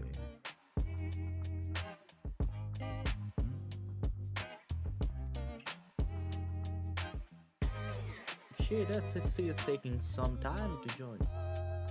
PTU is so full right now. After CitizenCon with 3 brand new ships dropping into the game, all the content creators are hopping in. Oh yeah. Mhm.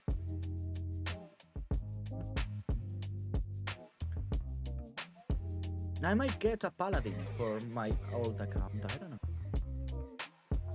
I feel like it's gonna fly like a brick. Oh yeah. Good brick. I'm okay with that. For a brick, you fly pretty good. Cassie, we are in the PTU because all the 3 new ships have reached. You know you can ask that directly, right? You don't need to write. Did you get the original concept, Paladin FC? Yes, sir. I got myself the original concept. Yes, sir. How much is it? Shadow paint. Yes, sir. I got it all. 50 now. It's 350. Hey, Yeah. good little price increase. Nice, nice. If I wanted to sell it, I can make some money, but I'm not gonna sell it though. I'm excited about the Shiv. I mean, I feel like it's a cool little pirate vessel. I don't know. I think it's just too much cutlass in it, in my opinion. I own 3 fucking cutlasses, so I'm okay. I don't need another version. I got a black, a blue, a red. Exactly. That's what I got too.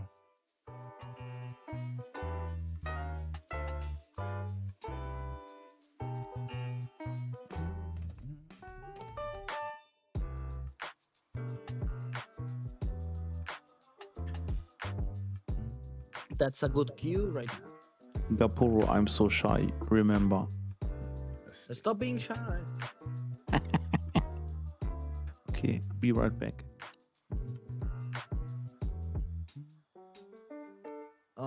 Anybody else is going to join?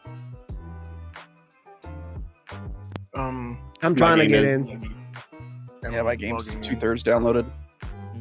I had to properly exit the game and then spawn back in just so I can have my new ships repopulate after copying the PTU. Oh, true. But I also have not gotten an email from. That's what I was looking for too. I didn't get no email for recopying. Looking both on my Gmail and my my Yahoo. Nothing.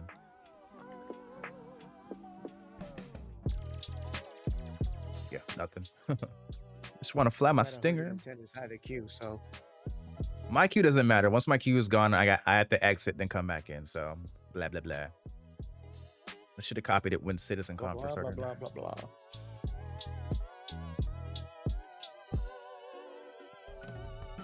Okay, well, are you guys in any queue right now? Yeah, I got 30 left, but like I said, mine doesn't matter since I have to exit as soon as I get in. But the idea would be all to join a same server. That's what I mean. What servers are available? I know US is obviously available. That's always the one they always pop off on. Oh shit! Fuck. Sorry. All of them. USA, EU, Australia, Asia. AFK a minute. You're good. We ain't going nowhere.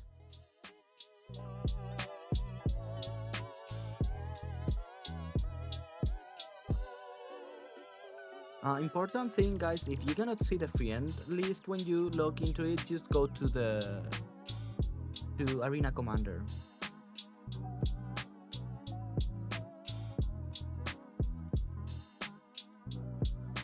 Come on, 19 people. Say again. They need to boost these servers up. What are we doing, Gapur? If you don't see the friend list when you join the PTU, you need to go to the Arena Commander to be able to see it.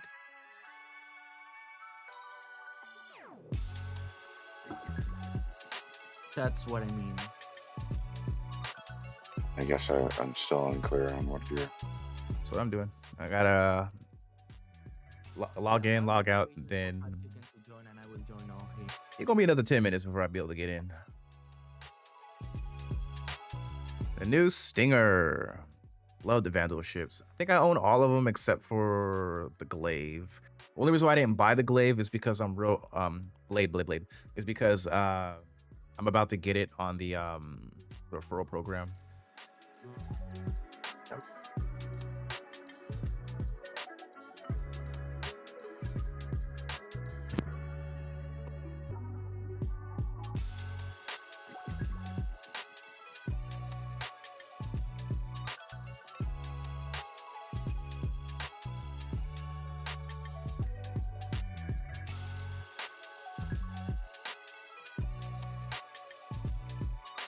I'm sitting at the same spot now for a hot minute.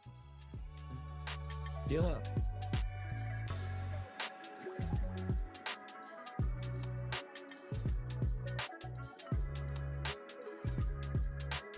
Damn it! Now I gotta hook up my joysticks. Let's kill it. Alright, I'm in PTU if you wanna send an invite. Send friend request and we go from there.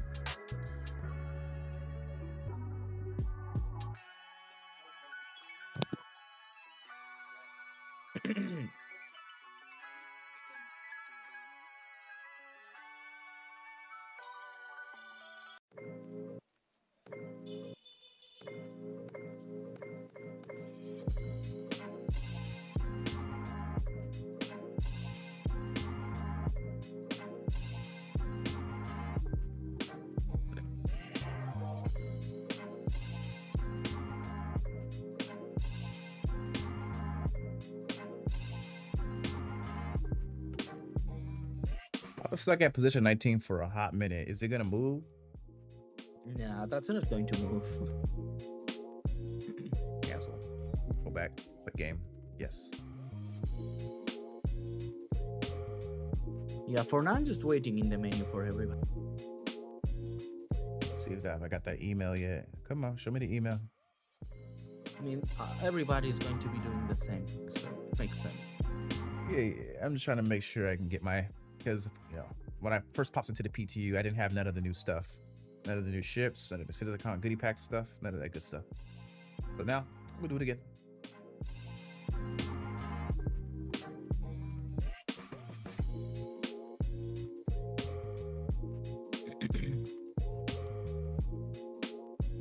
Yeah, that stinger looked fire though. I'm curious if it has an actual interior system or if it's just purely a fighter. Are you sure like you can walk around, or is it just you walk into it and then you just lay down into the cockpit? Kind of like how the blade is. It just has one. Cause like I don't think there's a bed or anything in there. I think it's just you walk in and then that's it. It's mostly you walk in, but it has an interior. Really small one, but it has one. Let's see. I'm gonna go to Arena Commander. See what I can do here. Let's see. Vehicle selection. I can join any region. Perhaps I can try.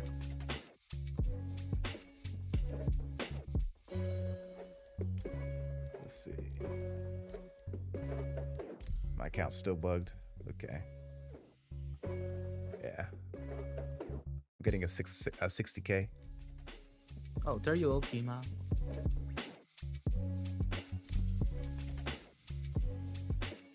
Let's see. I may not be able to get in for testing. I am stuck. There we go. 60K gone. So much a skill issue. Hey, there's no skill issue where you're not the one doing anything. This is server related. Nah, you should have picked a better server.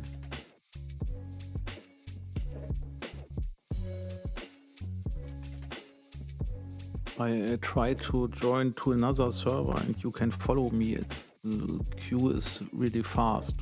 Not for me. Right now my account is locked into the game. My character's still in game. So I have to wait through the long queue. Just wait in the menu for one to enter the game and then the rest we follow.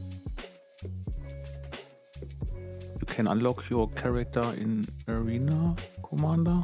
That didn't work either. I literally just tried that on stream and it didn't work. It did nothing for me. I tried hopping in and got an error, so I'm like, whatever. Chris Roberts is watching you. Yes, of course. He is. 67 waiting position is going very slowly down. Did I tell you that that's not a good thing if you have 20,000 magazines of ammunition and you want to get it up with your freight elevator and you have then 20,000 non-stacked ammos and your freight elevator is... People still be collecting that much garbage? Dang. I like to keep my inventory kind of tight. Real nice and clean. My inventory is completely damaged. I can't play anymore. I hope patch is coming soon. I pretty much don't keep anything that I deem useless. Like I won't pick up all the food items. I won't pick up every multi-tool. I'll have just a few just to keep me going. I'll collect like one of each set of armor, but you won't see me having like 5 sets of the same armor in my inventory. Yeah, the only set I farm more than one is the yellow one. That's literally the only one. I have the problem with the ammunition because it's always doubling after every update. It's not my fault. You can sell it and get rid of it. Get some credits for it. That's one way to get your ammunition. I always donate it to poor streamers who are doing crazy events and they need ammunition. You know, if you leave it in the cargo boxes, it'll respawn back into your inventory after the event. Okay, 17. Come on, just a couple more. Okay, who else is joining us? Neptune, I guess. I'm just in 1 second on a server. I know. The Sterbensky. I don't know. DJ Sykes, or I don't know how to say that. You said it right, but I don't know. I don't think I'm in the same server you're on. I might have to back out. So the thing is, you need first to send me friend request. There are a lot of servers, so. Okay, if I can get in. Is it the same name as it is in Discord or? Kaporu 007. It's my name everywhere. Okay. Give me a second. Oh, Paladin. Paladin is delivered. Oh my god. Great. Okay, share a screen. If you can. I want to see that. Please. Okay, wait. Oh, let me see. I'm a sucker for new ships. Oh, goodbye. I don't mind. I can't. Oh wait, I have to change the color. That's my color. Why are not? Damn, I got a 30K while entering. You should be in Horizon, Gassi. That's where we said we were going to meet. Okay, I cannot close the game properly. Quit game. Let me check my email again to double check, triple check. Okay. PT's been copied over. I'm going to go to try and play back online. If you see I take a while to like enter into the game. Are you not in the game already, Gaporo? Okay.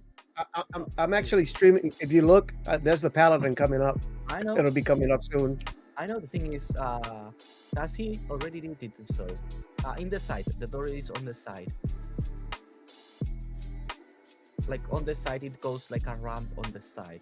I gotta make videos, y'all. I gotta content create. Should we load in on Cassie? I can't enter my ship. I'm loading on Cassie, yeah. Alright, we're loading on Cassie. On the side. One of the sides of the door. See, there you go. That side, in the back. Give me a long weekend. I'm about to call out Monday. I'm joining on Cassie right now, so. Oh my god. Oh, that looks so cool. I sent you a friend request, Cassie. Can you accept it so I can join it on here? I have no friends, nothing on my account. My XT is too big to enter this one. We need a cargo lift. Oh, look at that. That's nice. Lots of guns. A little bit of cargo, not bad. Okay. It won't let me get on Cassie.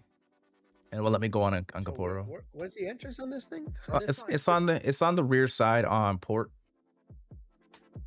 On the port side? Yeah, port side near the rear. Let's see. For SU, that's enough to take a hover bike with you, right? Should be. Huh? Oh, that's staircase. Oh, cool. Let's see. I'm getting 60Ks. I think I'm locked out. Yeah, I don't know what you did, Fried Chicken. You just broke something. It's a quick way. Ooh, 256. The EU server's locked, apparently. Well, let me log in on the EU server. Everybody remember, if you want parties and need a friend request, and we are at Horizon right now. So let's see if I got any of these ships. Check Xperia. Not like Cassie who went to Pyro for some reason. Nobody is in Stanton since several updates. Everybody's in Stanton. Only you. Why are you in Stanton? 200 weight. Okay. See how long this takes. Still no copy account. Oh, damn. Actual steps. I just want to play with the Stinger, but I can't get in. Can you even join us? No, well, when it can pop up, it just says send friend request. That's all it says. I see cannot join server full. Oh, yeah, but you need to have a friend first. Yeah, well, I sent friend requests to Cassie, Gaporo, Idol, and Kema, and Okay. I just loaded into the game, so I don't know if I will get it. Oh my god. I'm loading the game up right now. I have your friend already, so. it's not letting me come in. So, bleh. Okay, let me remove you as friend, fried chicken. Okay, try now. Anything? Okay, well, I'm gonna try doing I'm gonna try best again, see what happens. Oh, 2 in queue? Oh, that was fast. What the hell just happened? I don't know what happened, but I got 2 in queue somehow. And I'm in instantly. Let's see if I have access to my ships. There's a high chance I probably won't, but we'll find out in a second. Hey, Gaporo, I just sent you a friend invite. I saw it. Sending Logged you. in on FC. 1 in queue. Okay, let's see if we can get in here. Loading. If you can join on fried chicken, that would be great. If it even lets me in. Friend request as well. I guess I didn't have them. I'm in loading, so I can't interact with anything, and there's no chance I'll even be able to get in. I've been getting nothing but 60k, 30ks. What the hell? Yep. Oh, I heard a noise. Maybe I got in. I heard a noise.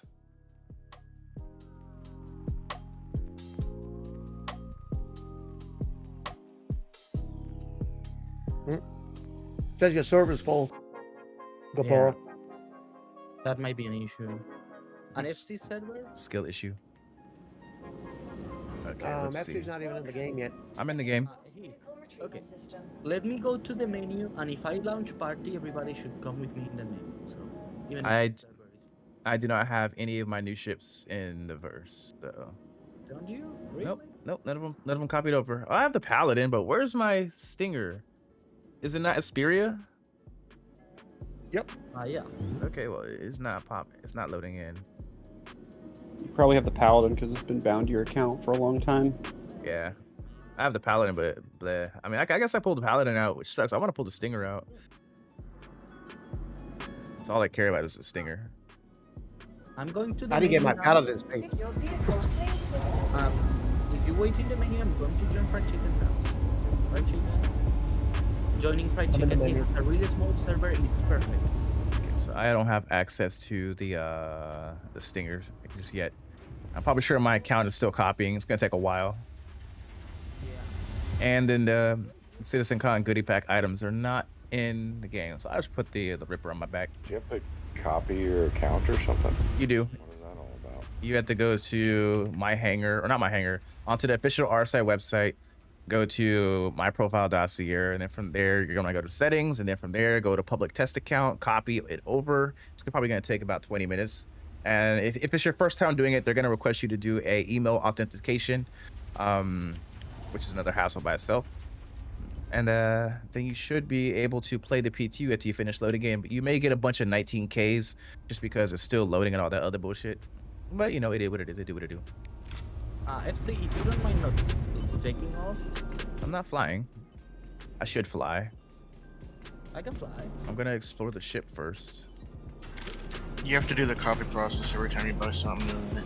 Yeah, every time, which is what I did. Probably while I was getting 30K, 60Ks. No 19K though, surprisingly. If you want to make a cinematic like video of it flying, I don't mind. If I do a cinematic video, I'm leaving the Discord. Oh yeah, of course. But like later or tomorrow. So I got lots of content to create now. A lot of content to create. I got FPS weapons. I got obviously the Paladin, the Stinger. I'm gonna do tours like I always do. I got lots of content to make. Wait, 1, 2. They didn't copy any ladies. of my liberties over. That's crazy. Come on board from Paladin now. You're not in Pyro? Oh. Nobody's on Pyro. We told Yeah. we are going to Horizon for a reason. So it's fine for everybody. we all picked the Orison. Exactly.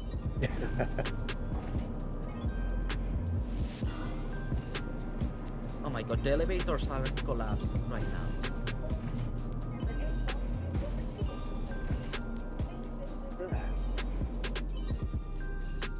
So what do you think, Chicken? It looks like a seal, to be honest with you. I like that. We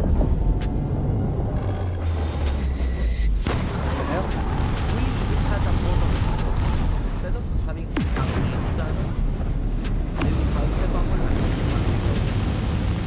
Oh yeah, this thing's gonna this thing fucks. I swear to God.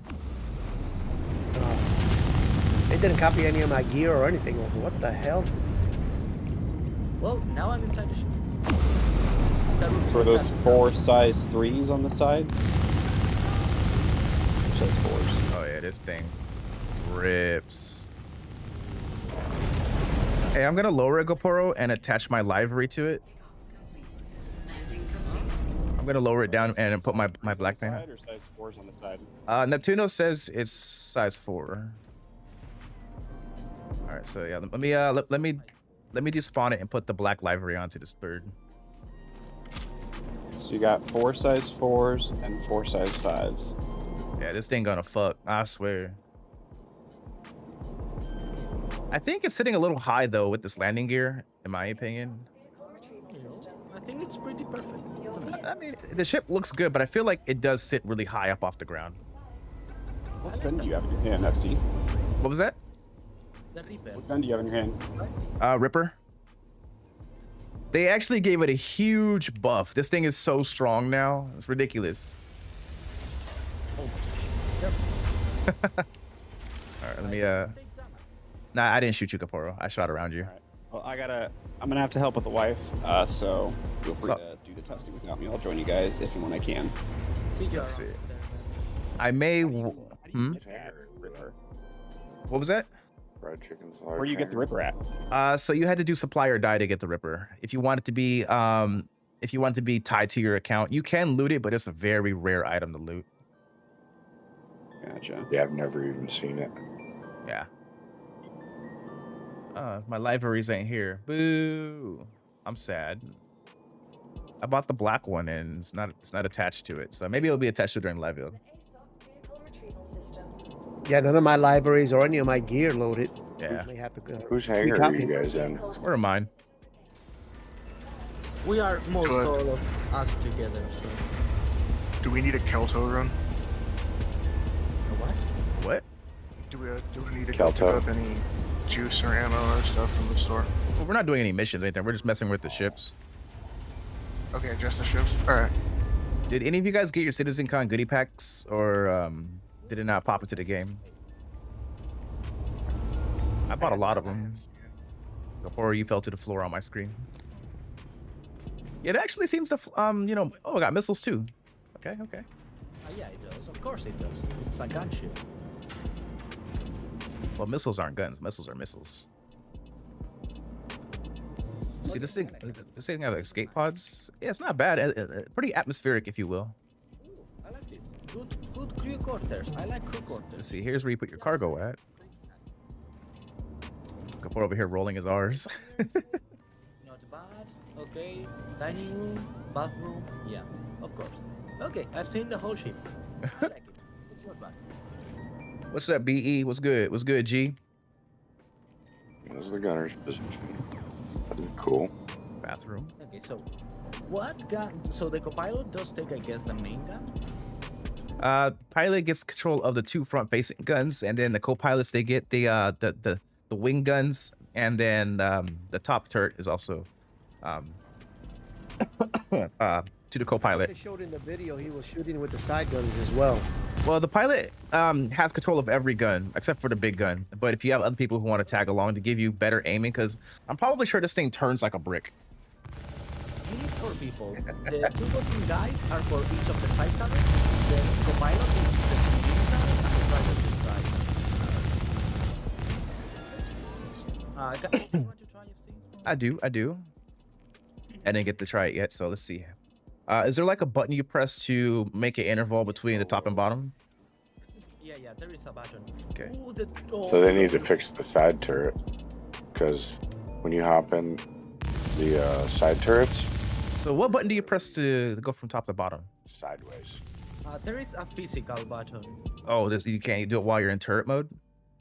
I don't know. There is probably a keybind. I just don't know.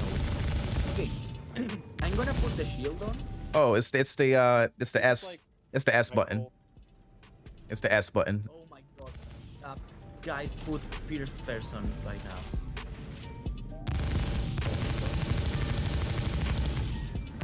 Yeah, see how like you're sideways in the side turret? Oh, that's cool. Yeah, like the Valkyrie. That's cool. Yeah, it's not bad. Okay. So we got some Galderines. Cool thing. I dig it. That's cool. The windshield is independent of the bottom and the top. So if I put the windshield in the front, it goes only on the front and not on the bottom, and the other way around. This is cool. I can't wait to run some carrier ops and fight some ships with this shit. The Stinger came out and also the Shiv came out. Or who's asking? BE's asking. Yeah, so the Shiv, the Stinger, and then the Paladin all came out. So 2 brand new ships that are interested in verse, and then this one which came out a year ago. The sound.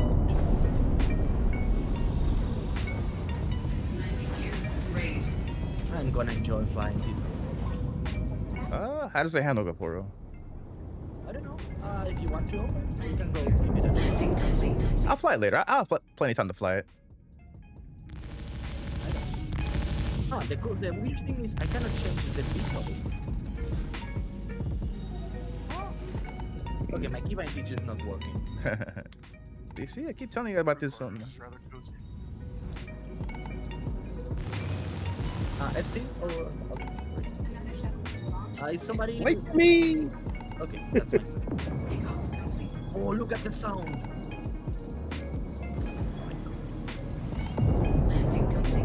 Who else is coming? That's not Oh, clue. Spikes. You can check on the official website for the price. It's all on the official website. I had to kill myself because my camera started acting funny. You're having way too much fun. It's cool. I like it. Weapons offline. Let's see if I got that email yet.